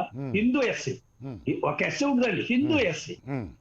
నువ్వు మరి చర్చికి వెళ్ళి ప్రాక్టీస్ చేస్తావు, జడ్జిమెంట్ పూర్తిగా చదువుతావు, అనేక హైకోర్టు జడ్జిమెంట్ చదివాను, సుప్రీంకోర్టు జడ్జిమెంట్ చదివాను, స్టిల్ ప్రాక్టీస్ చేస్తున్నావా? చర్చికి వెళ్తున్నావు, ఆ వే ఆఫ్ లైఫ్ లోకి వెళ్తున్నావు, ఆ రిలీజియన్ ఫాలో అవుతున్నావు, అదే నువ్వు ప్రాక్టీస్ చేస్తున్నావు అన్నప్పుడు నువ్వు you should not continue as SC Hindu. You are no more in SC Hindu. Okay. Thank you very much, Srinivas garu. చెప్పండి. డిసిప్లినరీ యాక్షన్ తీసుకోమని కూడా ఆర్డర్ వేశారు. ఓకే. డిసిప్లినరీ యాక్షన్ తీసుకున్నామంటే non disclosure of material fact. Okay. Non disclosure. అవును. The moment you converted your religion, you have stepped religion or SC Hindu, నీకు తప్పనిసరిగా నీ మార్పు ఏదైతే ఉందో, developments with regard to your religion is concern, your religion the caste is concern, you need to, you should have inform, notified to the management. Okay. Thank you very much Srinivas గారు. నేను మళ్ళీ మీ దగ్గరికి వస్తాను. I will get back to you sir. Thank you very much. Sambasivarao గారు, ఇక్కడ చాలా ఇందాక నేను శ్రీనివాస్ గారిని వేసినటువంటి ప్రశ్నలో నుంచే ఇంకొక చిన్న అనుబంధ ప్రశ్న తీసివేస్తున్నాను. క్యాస్ట్ పరమైనటువంటి రిజర్వేషన్ని ఉపయోగించుకుని, ఎందుకంటే మనకు ఈ మత మార్పిడిలో అనేటువంటి చాలా బాగా పెద్ద ఎత్తున జరుగుతున్నటువంటి వాతావరణం మనకు కనపడుతుంది. కాబట్టి దీన్ని ఆ యాంగిల్లో కూడా కొంచెం మాట్లాడాల్సినటువంటి, చర్చించాల్సినటువంటి అవసరం ఉంది. క్యాస్ట్ రిజర్వేషన్ను తీసుకొని ఆ తర్వాత అలా ఉద్యోగం పొంది లేదా ఇంకేదైనటువంటి పదవులు పొంది ఆ తర్వాత వేరే రిలీజియన్ కనుక ప్రాక్టీస్ చేస్తూ ఉండేట్లయితే, ఆ విషయాన్ని ఇందాక శ్రీనివాస్ గారు బాగా చెప్పారు, ఆ విషయాన్ని డిక్లేర్ చేయవలసి ఉంటుంది అని.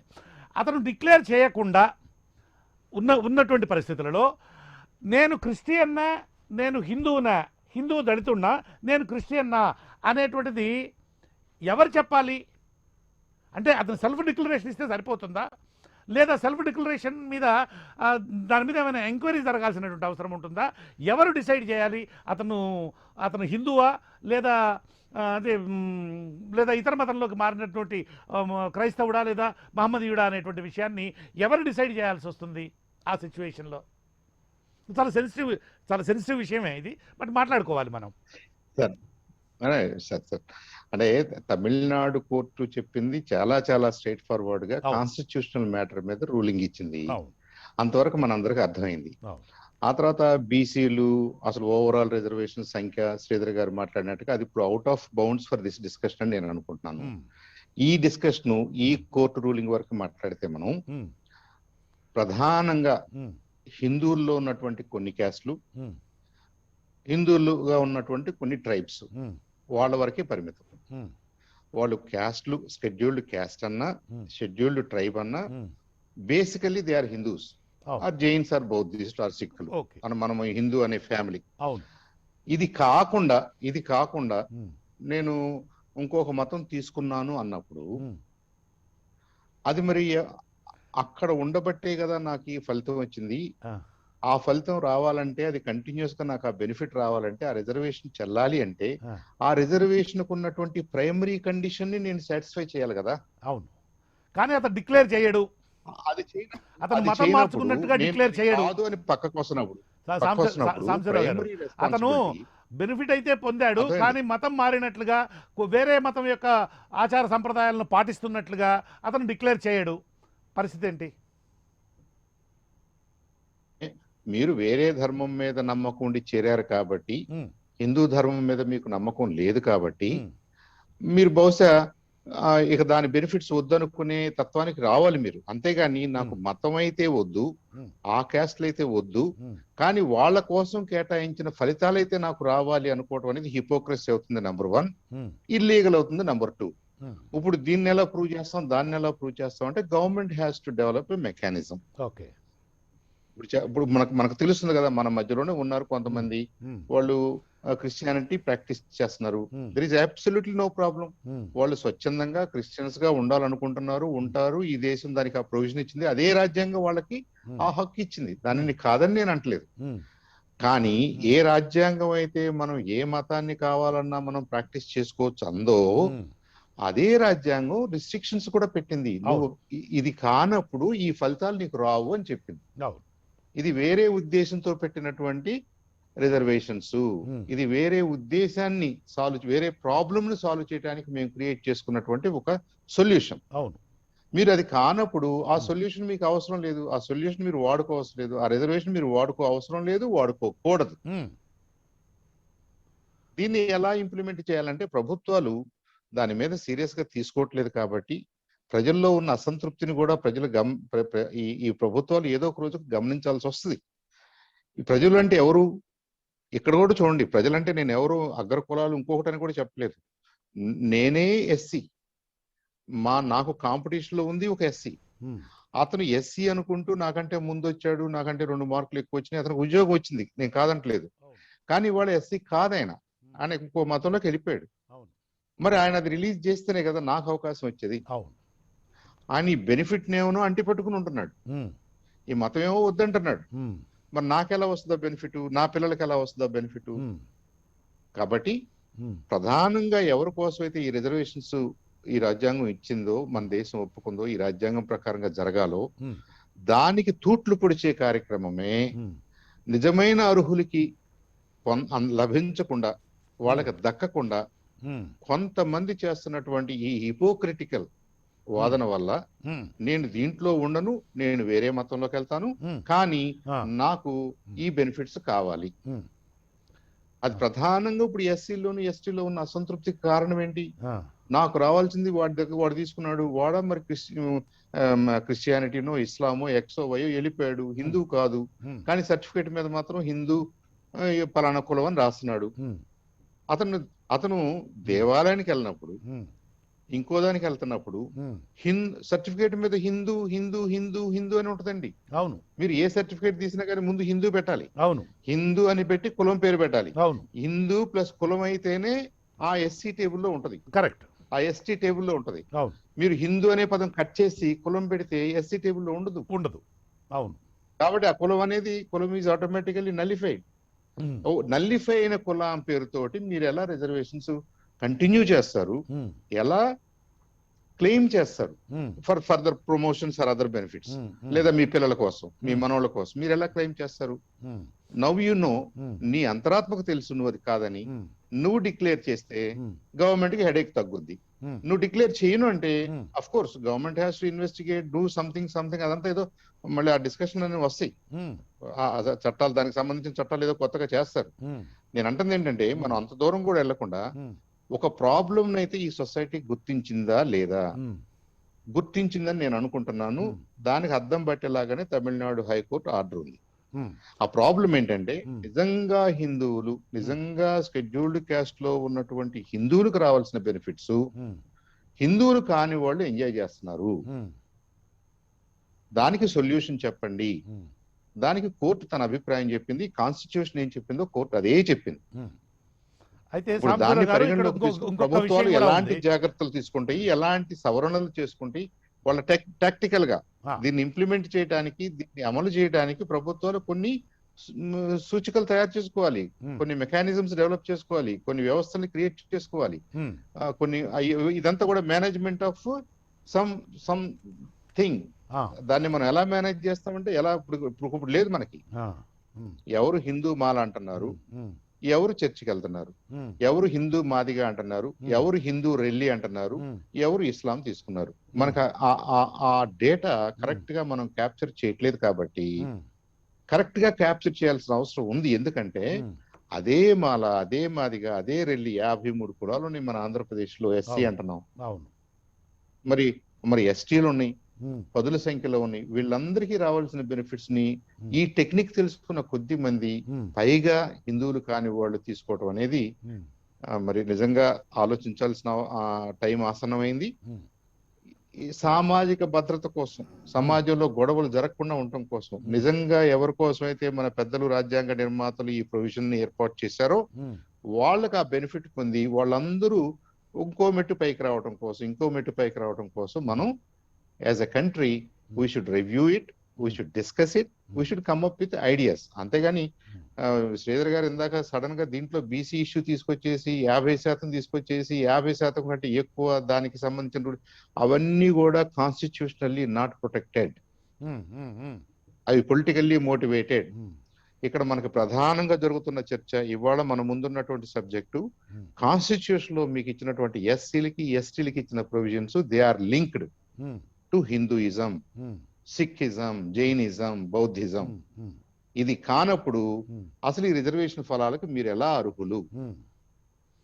అయితే సాంబశివరావు గారు చెప్పినటువంటి ఆర్గ్యుమెంట్ బాగుంది. అయితే ఒక మౌలికమైనటువంటి క్వశ్చన్ రైజ్ చేస్తున్నది ఈ విధమైన, ఇప్పుడు మీరు చెప్పినటువంటిది ఒక భావజాలానికి, ఒక డిబేట్కి ప్రతిబింబించేటువంటి విధమైన వాదన. ఇప్పుడు మీరు చెప్పినటువంటిది ఈ వాదన ఇంకొక చర్చకు లేవనెత్తుతూ ఉన్నది. అదేమిటంటే దళిత క్రైస్తవులకు హిందూ మతంలో ఉండేటువంటి దళితులకు ఏ విధమైనటువంటి రిజర్వేషన్లు అయితే ఉన్నాయో వాటిని దళిత క్రైస్తవులకు కూడా ఎక్స్టెండ్ చేయాలి అనేటువంటి వాదన దేశవ్యాప్తంగానూ వస్తుంది. దానికి ప్రధానమైన ఊతం మన ఆంధ్రప్రదేశ్లోనూ కనపడుతూ ఉన్నది. మరి దీన్ని ఎట్లా నేను ఎస్ఆర్ నో నేను చెప్పకూడదు, నేను చెప్పలేను కూడా. మీరు ఎస్ఆర్ నో చెప్పమంటలేదు. నేను దానికి నా వివరణ నాకు అర్థమైంది, నేను చెప్తున్నాను. ప్రథమంగా దానికి ముడిపెట్టడానికి ఇప్పుడు ఇమీడియట్ గా అయితే అవకాశం లేదు. రెండోది ఏంటంటే, నేను ఇంకో మతంలోకి వెళ్ళినా, నేను హిందువును కాదు, కానీ మరి సంవత్సరాలుగా మా పెద్దలు పడినటువంటి బాధలకు గాని, మేము అణగదొక్కబడ్డాం కాబట్టి, సామాజికంగా అణగదొక్కబడ్డాం, ఆర్థికంగా మాకు అవకాశాలు రాలేదు, ఆత్మన్యూనతా భావంతో మేము కొట్టుమిట్టాడుతున్నాం. నేను ఏదో మతం అయితే పైకి మారాను కానీ నాకైతే బేసిక్స్ ఏం మారలేదు. కాబట్టి నాకు కూడా ఏదన్నా ఫలాలు ఇవ్వండి అని అన్నప్పుడు you are directly requesting a constitutional amendment. That's right. Constitution ని అమెండ్ చేయండి, కాన్స్టిట్యూషన్ మార్చండి అని అడుగుతున్నారు. అంతే.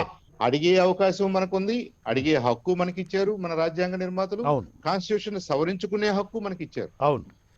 కాబట్టి దాన్ని నేను కాదంటలేదు, దాన్ని కాదంట. అది జరిగిన రోజున, అలాంటి కాన్స్టిట్యూషనల్ అమెండ్మెంట్ కోసం ట్రై చేసిన రోజున, జరిగిన రోజున తప్పకుండా అదే కదా ప్రజాస్వామ్య స్ఫూర్తి అంటే. అవును అవును. నా ఒక్కడి అవసరం కోసం మీరు రాజ్యాంగం మార్చలేరు కదా. అవును. నాలాంటి వాళ్ళు అనేక మంది ఉంటే, అనేక మందికి కూడా మీరు అందరికీ అర్థమైతే, మీది ఈ దేశంలో ఉన్న పెద్దలందరూ, ఈ లెజిస్లేచర్స్ అన్ని ఒప్పుకుంటే కాన్స్టిట్యూషనల్ అమెండ్మెంట్ జరుగుతుంది.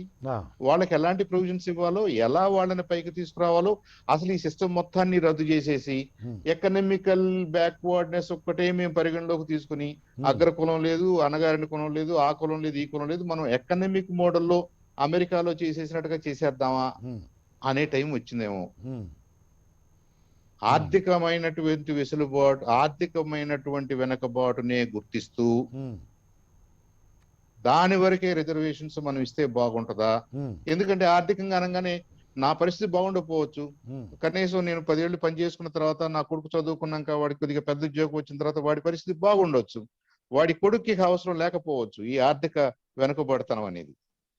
లేదా వాడి కొడుకు అవసరం పడవచ్చు, నా కొడుకు అవసరం లేకపోవచ్చు, కానీ వాడి కొడుకు అవసరం పడవచ్చు. ఇదేంటిది? డైనమిక్ సిస్టమ్ అది. నాకు ఇవాళ అవసరం లేదు, రేపు నా కొడుకు అవసరం పడవచ్చు, లేదు నాకు ఇవాళ అవసరం పడింది, రేపు నా కొడుకు అవసరం పడకపోవచ్చు. So it is not tied to, అది క్యాస్ట్ కు ట్యాగ్ అయ్యి లేదు కాబట్టి మనకి అది ఎప్పటికప్పుడు 5 సంవత్సరాలకు, 2 సంవత్సరాలకు, సంవత్సరానికి మనం ఐటీ రిటర్న్స్ ఫైల్ చేసినప్పుడల్లా కూడా నా స్టేటస్ మారిపోవచ్చు. కానీ రిజర్వేషన్లు పెట్టడంలో ఉన్నటువంటి మౌలిక అలా చేయడానికి భారతదేశం సిద్ధంగా ఉందా? రిజర్వేషన్లు పెట్టడానికి ఉన్నటువంటి దారి తీసినటువంటి మౌలిక స్ఫూర్తి ఏదైతే ఉందో, శతాబ్దాల పాటు అణగారిపోయిన లేదా అణగదొక్కబడటాన్ని ప్రాతిపదికగా తీసుకొని ఈ కుల ప్రాతిపదిక రిజర్వేషన్లు పెట్టారు. కాబట్టి ఇప్పుడు మళ్ళీ ఆర్థిక స్థితిగతులతోటి దాన్ని కనుక ముడిపెట్టేట్లయితే అక్కడ మళ్ళీ క్లాష్ వచ్చేటువంటి ప్రమాదం ఉంది. ఎనీవే, కాబట్టి నేను దాన్ని కూడా పక్కన పెట్టేద్దాం కృష్ణమోహన్ గారు ఒకసారి ఇన్ క్లోజింగ్. అందుకని మనం మిగతా విషయాల్ని కలపొద్దు అంటున్నాను. బేసిక్ గా మనం హిందూ ధర్మం ప్రకారంగా ఈ కుల వ్యవస్థ ఉంది, దాంట్లో కొన్ని అవకతవకలు జరిగినాయి, ఇబ్బందులు జరిగినాయి. దాన్ని కరెక్ట్ చేసుకోవడానికి మన రాజ్యాంగం కొన్ని పద్ధతులు, కొన్ని ప్రొవిజన్స్ ఇచ్చింది. దాన్ని ఆ పద్ధతిలోనే వాడుకుంటే దానికి న్యాయం జరుగుతుంది, దాని కాన్స్టిట్యూషనల్ స్పిరిట్ ని మనం కాపాడిన వాళ్ళం అవుతాం. ఇప్పుడు బియాండ్ దట్ ఏంటంటే దానికి ఇంకా the discussion is going somewhere else. అది ఇప్పుడు కరెక్ట్ కూడా కాదు. నాకు తెలిసి నేను హిందువును కాదు అన్నప్పుడు నా పేపర్ మీద హిందూ ఫలానా క్యాస్ట్ అని ఉండకూడదు, కాబట్టి దాన్ని నోటిఫై చేసుకుని సరి చేసుకోవాల్సిన అవసరం నాకుంది. నా పేరులో స్పెల్లింగ్ మిస్టేక్ వచ్చినప్పుడు, నా ఇంటి మారినప్పుడు కూడా, నా రిలీజన్ మారినప్పుడు కూడా నేను అలా మార్చుకోవాల్సిన అవసరం ఉంది. దాన్ని బట్టి ఆ రాజ్యాంగం ఇచ్చిన ఫలాలు నాకు వస్తాయో లేదో society will decide, offices will decide, legal systems will decide. నా అంతరాత్మ నాకు చెప్తుంది కాబట్టి ఐఎమ్ నాట్ ఎలిజిబుల్ అని నాకు అర్థమైపోయింది. అదొక సమస్య. రెండో సమస్య ఏంటంటే 70 సంవత్సరాల తర్వాత కూడా ఒక్కసారి కూడా మా ఫ్యామిలీలో ఎలాంటి బెనిఫిట్ జరగలేదనే వాళ్ళు కోకొల్లలుగా ఉన్నారు. మెజారిటీ ఎస్సీలు ఉన్నారు ఇవాళ కూడా. అంటే ఏంటి? వచ్చిన వాళ్ళకే మళ్ళీ అవకాశం వస్తుంది. ఎందుకని? వచ్చిన వాళ్ళ పిల్లలతోటి రాని వాళ్ళు కంపీట్ చేయలేకపోతున్నారు. ఎవరికైతే ఫలాలు ఉన్నాయో, ఎవరైతే ఉద్యోగస్తులు కాగలుగుతున్నారో, ఆఫీసర్స్ కాగలుగుతున్నారో, వాళ్ళ పిల్లలతోటి మా ఊర్లో వ్యవసాయం చేసుకుని వాళ్ళ పిల్లలు కంపీట్ చేయలేకపోతున్నారు. కాబట్టి ఇక్కడ ఉన్న వాళ్ళు ఇక్కడే ఉంటున్నారు, పైన ఉన్న వాళ్ళు పైకి వెళ్తున్నారు, అంతరాయం ఇంకా పెరిగిపోతుంది. దాన్ని కూడా ఇమీడియట్ గా అడ్రస్ చేయాల్సిన ప్రాబ్లం ఇంకోటి. అవునవును. సాంబశివరావు గారు, మనం చర్చా కార్యక్రమాన్ని కొనసాగించే ముందు చిన్న విరామం తీసుకుందాం. ఈ చర్చా కార్యక్రమం కొనసాగుతుంది. Thank you very much for the short break. Straight talk చర్చా కార్యక్రమానికి పునఃస్వాగతం. శ్రీధర్ గారు, మీ పార్టీ నాయకుడు, ఆంధ్రప్రదేశ్ ముఖ్యమంత్రి అయినటువంటి జగన్మోహన్ రెడ్డి గారు ఈ దళితులకు వర్తించేటువంటి, అంటే హిందూ మతంలోని దళితులకు వర్తించేటువంటి రిజర్వేషన్ కల్పించేందుకు ప్రయత్నం చేస్తామని, అవసరమైనట్లయితే రాజ్యాంగాన్ని సవరించేందుకు కృషి చేస్తామన్నట్టు కూడా హామీ ఇచ్చినట్లున్నారు. దాని మీద మీరు రియాక్షన్ అని చెప్తారా? అంటే చంద్రబాబు నాయుడు 2014-2019 వరకు గెలవడానికి కోసం ఆ రోజుల్లో వాల్మీకుల్ని ఎస్సీ చేస్తానన్నారు, ఫిషర్మెన్ కూడా వాళ్ళు బీసీ స్టేటస్ ఉంది ఫిషర్మెన్ మత్స్యకారులకి, వాళ్ళకి ఎస్సీ ఇస్తానన్నారు, ఎస్సీ కేటగరైజ్ చేస్తానన్నారు, కాపులకి బీసీ స్టేటస్ ఇస్తానన్నారు. ఇది కూడా చెప్పడం జరిగింది. చెప్పిన తర్వాత చంద్రబాబు నాయుడు గారు ఇవన్నీ ఎలక్షన్లో గెలిచారు, ఆయన సీఎం అయ్యారు 14 నుంచి 19 వరకు. పవర్ ఎంజాయ్ చేసి దిగేటప్పుడు మత్స్యకారులకిను బీసీ వాళ్ళకి గొడవ పెట్టేసి వెళ్ళిపోయారు. అదేవిధంగా కాపులకిను బీసీలకి గొడవ పెట్టేసి దిగిపోయారు. అదేవిధంగా దళితులకి, హిందూ దళితులు, క్రిస్టియన్ దళితులు గొడవ పెట్టి వెళ్ళిపోయారు. ఈ ముళ్ళు వేసేసారు చంద్రబాబు నాయుడు గారు. ఇప్పుడు కాపుల్ని ఎస్పెషలీ బీసీ రిజర్వేషన్ ఇస్తూ 5% ఎఫ్ కేటగిరీ కింద అనౌన్స్ చేశారు చంద్రబాబు నాయుడు, అసెంబ్లీలో రెజల్యూషన్ చేసి. సైమల్టేనియస్ ఈడబ్ల్యూఎస్ కోటా ఏదైతే సెంట్రల్ గవర్నమెంట్ బీజేపీ ఇచ్చిందో దాంట్లో మళ్ళీ 5% ఇచ్చేసి ఎఫ్ కేటగిరీ ఒక పక్క బీసీ స్టేటస్లో ఇస్తూ అక్కడ ఈడబ్ల్యూఎస్ కోటాలో మళ్ళీ 5% ఇచ్చి అయితే దాన్ని ముడేసి వెళ్ళిపోయారు. ఈ ముళ్ళని ఇప్పడానికి ట్రై చేస్తున్నాం. కాపు రిజర్వేషన్ వరకు ఒక కమిటీ వేయడం జరిగింది, మిగతా కూడా డిస్కషన్ జరుగుతుంది. ప్రస్తుతం ఏ పొజిషన్లో ఉన్నదంటే ఆంధ్ర రాష్ట్రం ఎస్సీ కేటగరైజేషన్ ఎప్పటి నుంచి కోరుకుంటున్నారు, వాళ్ళు ఎందుకు కోరుకుంటున్నారు ఆంధ్ర రాష్ట్రం కానీ తెలంగాణ రాష్ట్రంలో కానీ? ఎందుకనంటే మీరు ఇందాక లేవనెత్తిన అంశం, ఎవరైతే ఎస్సీలో కొంత అడ్వాంటేజ్ ఉన్న వాళ్ళు, ఎస్సీలో గ్రూప్స్ ఉన్నాయి కాబట్టి ఎస్సీలో ఉన్న క్యాస్ట్లో సబ్ కమ్యూనిటీస్లో ఎవరైతే రిజర్వేషన్ ఎంజాయ్ చేశారో వాళ్ళ పిల్లలు వాళ్ళ ఫ్యామిలీ మెంబర్స్ ఎంజాయ్ చేయడం, అంటే ఒక తరం కాకుండా పలు తరాలు ఎక్కువ తరాలు. అండ్ మిగతా వాళ్ళు ఎవరైతే అనగారి వర్గాలు ఉన్నా అదే గ్రూప్లో కూడా వాళ్ళు ఏనాడు కూడా అందిపుచ్చుకోలేకపోతున్నారు. అదే ఎస్సీగా, అందుకనే ఎస్సీ కేటగరైజేషన్ అడగడం జరిగింది. ఎస్సీ కేటగరైజేషన్ వేరు. ఎస్సీ కేటగరైజేషన్ అయితేనేమో మాదికలకు ఎవరి కోట వాళ్ళకి, అంటే వాళ్ళు ఎవరి వాళ్ళకి పంచిచ్చేది. అనేక కారణాల వల్ల మాలలు ఎంజాయ్ చేస్తున్నారని మాదిగలు నమ్ముతున్నారు మాక్సిమం. డేటా కూడా అలాగే ఉంది. సో అందుకని మాదిగలు ఏమంటున్నారు, మాకు ఒక సబ్ డివైడ్ చేయండి అని. అది బేసిక్గా నేను అనేది, మాకు రావాల్సిన కోట ఏదో మాకు సెపరేట్గా ఇస్తే మా వరకు మేము పోటీ పడతాం. అదేవిధంగా ఎస్టీల్లో కూడా బంజారాలును లంబాడీలు వీళ్ళు ముందరున్నారు, మిగతా ఎస్టీ వర్గాలందరూ వెనకబడి ఉన్నారు అన్నది. సో ఇవి డిఫరెన్సియేషన్స్ అనేక కారణాలు ఉన్నాయి. అది ఇప్పుడు నేను చెప్పిన పాయింట్ అడ్రస్ చేయండి. మీరు అన్న విధంగా అదే కదా. ఇప్పుడు రాష్ట్ర ప్రభుత్వానికి ఏంటంటే చంద్రబాబు నాయుడు గారు కన్వీనియంట్గా ముడిలేసి వెళ్ళిపోయారు. ఇవన్నీ కోర్టుల్లో ఉన్నాయి, కోర్టులో రిప్రజెంట్ చేయడం జరిగింది. ఆ మాటకైతే నేను ఒక పిటిషన్ వేయడం జరిగింది క్లారిఫికేషన్ కోసం. సో ఇలా ఈ కోవిడ్ వలన పర్సనల్ హియరింగ్కి, అంటే ఏదైతే ఇప్పుడు అమరావతి కేసు ఉన్నది is more prestigious one and lot of advocates are arguing both sides. So అందుకనే ఏమన్నారు, division bench will go for personal hearing after Covid తగ్గిన తర్వాత. ఈ రిజర్వేషన్ది కూడా ఆఫ్టర్ కోవిడ్ కొంత తగ్గిన తర్వాత మాట్లాడదాం. సో ఆ ప్రభుత్వం ఏంటంటే వేచి చూడవలసిన ధోరణిలో ఉన్నది. అండ్ సైమల్టేనియస్గా లార్జర్ ఈక్వేషన్లో ఏదైతే సుప్రీంకోర్టులో వచ్చిందో జడ్జిమెంట్, ఈ 50% అని, దానికి ఆర్డినెన్స్ రూట్ అనేది మహారాష్ట్ర తీసుకున్నది మరాఠా కోటా కోసం. దీంట్లో కొంత క్లారిఫికేషన్ రావాలి. నేను ఇందాక ఎందుకు చెప్పానంటే ఎస్సీ ఎస్టీకి 10 years బట్ 70 years వరకు ఎంజాయ్ చేస్తున్నారు. క్రీమీ లేయర్ ఎందుకు ఇంప్లిమెంట్ చేయట్లేదు? అనేటువంటిది మన మధ్యలో వచ్చినటువంటి తప్ప మొదట్లో రాజ్యాంగంలో ఉన్నది కాదు. అదే అంటే రివ్యూ చేయమన్నారు కదా 10 సంవత్సరాలు. ఏమవుతున్నదంటే చదువుకునేటప్పుడు రిజర్వేషన్ ఇస్తున్నాం, ఉద్యోగ అవకాశాల్లో రిజర్వేషన్ ఇస్తున్నాం, ఉద్యోగం కోసం ఇస్తున్నాం, ఉద్యోగంలో మళ్ళీ ప్రమోషన్ కూడా ఇస్తున్నారు. సో దానివల్ల కొంత ఇబ్బందులు ఉన్నాయి. అది ఒకటి. రెండోది ఏంటంటే ఒక ఫ్యామిలీ ఎంజాయ్ చేసిన తర్వాత వాళ్ళ పిల్లలకి కూడా మళ్ళీ సేమ్ ఫెసిలిటీస్ వచ్చేటప్పటికి అదే కులంలో అదే సబ్ గ్రూప్లో ఉన్న వాళ్ళు మిగతా వాళ్ళు పోటీ పడలేకపోతున్నారు. Especially public service commission, union public, AP state. So ఇంకా దీంట్లో క్లారిటీ రావాల్సింది ఇంకా ఉంది. అది ప్రభుత్వం, సెంట్రల్ గవర్నమెంట్ చేయాలి. Naturally it will fall back on to the states. ప్రస్తుతం ఆంధ్ర రాష్ట్ర ప్రభుత్వం ఏ విధంగా ఉన్నదంటే ఈ కోవిడ్ని హ్యాండిల్ చేస్తున్నది, ఇవన్నీ కూడా అదర్ ఎకనామిక్ ఇష్యూస్ అని ఉన్నాయి కాబట్టి డెఫినెట్గా ఈ రిజర్వేషన్స్ మీద మళ్ళీ అడిగినటువంటి ప్రశ్న నేను వదిలిపెట్టకుండా విక్రమార్కుల్లాగా దాని ముందుకు తీసుకొస్తున్నాను. అంటే దళిత హిందూ మతంలో ఉండేటువంటి దళితులకు ఏ రిజర్వేషన్లు అయితే వస్తున్నాయో అవి దళిత క్రైస్తవులకు కూడా అప్లై చేయబడాలి అంటే ఇందాక మిత్రులు సాంబశివరావు గారు చెప్పినట్లు రాజ్యాంగాన్ని సవరించాల్సినటువంటి అవసరం ఉంటుంది. జగన్మోహన్ రెడ్డి గారు ఆంధ్రప్రదేశ్ ముఖ్యమంత్రి, ఆయన మంచి మెజార్టీ ఉండొచ్చు లోక్సభలో, అయినప్పటికీ కూడా రాజ్యాంగాన్ని సవరించాలి అనేటువంటి చాలా పెద్ద పని కదా. అంటే ఈ తర్వాత జగన్మోహన్ రెడ్డి గారు వచ్చి 2 సంవత్సరాలు అయింది. ఈ దిశగా ఒక్క స్టేట్మెంట్ కూడా అధికారంలోకి వచ్చిన తర్వాత చేసినటువంటి వైనం అయితే కనపడలేదు. ఒకవేళ నేను మిస్ అయితే దయచేసి చెప్పండి. లేదు అంటే ఇప్పుడు రాజ్యాంగ సవరణ ఏ విధంగా సెంట్రల్ గవర్నమెంట్ చేస్తుంది చేయదు అన్నదానికి మనందరికీ తెలిసిన విషయం, నెంబర్ గేమ్ అది. రెండోది వాళ్ళకి అవసరం మా మీద మా నెంబర్స్ ఏదైతే YSRC member of parliaments both Lok Sabha రాసే అవసరం ఉంటే వాళ్ళు ఒక విధంగా స్పందిస్తారు, అవసరం లేకపోతే ఒక విధంగా స్పందిస్తారు. వాళ్ళు నేషనల్ పాలసీ కిందనే ఆర్ఎస్ఎస్ వాళ్ళు రిజర్వేషన్ ఇందాక ఏమన్నారు చంద్రసాంబశివరావు గారు, అసలు రిజర్వేషన్ ఎత్తేసి ఎకనామిక్ క్రైటీరియా మీద వెళ్దామంటే అప్పుడు మీరు కౌంటర్ క్వశ్చన్ ఏం వేశారు, అసలు రిజర్వేషన్ ఇచ్చింది సోషల్ బ్యాక్వర్డ్నెస్ ఎకనామిక్ బ్యాక్వర్డ్నెస్ కాదు కదా, సో ఆ బేసిస్లో ఎలాగ ఆలోచిస్తారు. ఈ అన్టచబిలిటీ కానీ ఈ కులాలు ఎస్సీ ఎస్టీ ఎస్పెషలీలో ట్రైబల్స్లో కొంతమంది అసలు రిజర్వేషన్ అసలు బెనిఫిట్ పొందని వాళ్ళు చాలా మంది ఉన్నారు, 30-40% మెజారిటీ ఉన్నారు. సో అలాంటి వాళ్ళకి అన్యాయం జరిగిపోతుంది కదా. సో ఆ విధంగా ఎలా వస్తుంది, రిజర్వేషన్ బేసిసే ఎకనామిక్ బ్యాక్వర్డ్నెస్ కాదు, social and cultural and untouchability మీద ఉన్నది కాబట్టి అదే విధంగా వాళ్ళు ఒక స్టాండ్ అన్నారు, బట్ అడుగులు వేయలేకపోయారు. ఏదైతే సెంట్రల్ రిజిస్ట్రీ కింద ఒక నేషనల్ ఇష్యూ కింద తీసుకుని వచ్చి సరే కోవిడ్ వల్ల కొంత పోస్ట్పోన్ చేసి మొత్తం భారతీయులందరికీ ఒక సిటిజన్షిప్ అన్నది ఒకటి ఉండాలి, ఆ సిటిజన్షిప్లో కొంతమందికి అలవెన్స్, ఇవన్నీ కూడా డిస్కషన్స్ జరిగినాయి. సో ఆ కంటిన్యూస్ యాక్షన్లోనే భారతదేశంలో ఎవరు భారతీయులు ఎవరు సిటిజన్స్, అందులో ఉన్న సిటిజన్స్కి ఎవరెవరికి రిజర్వేషన్ ఏ బేసిస్లో, ఇది national issue. Subsequently it will fall back అంటూ state issues also, state reservations.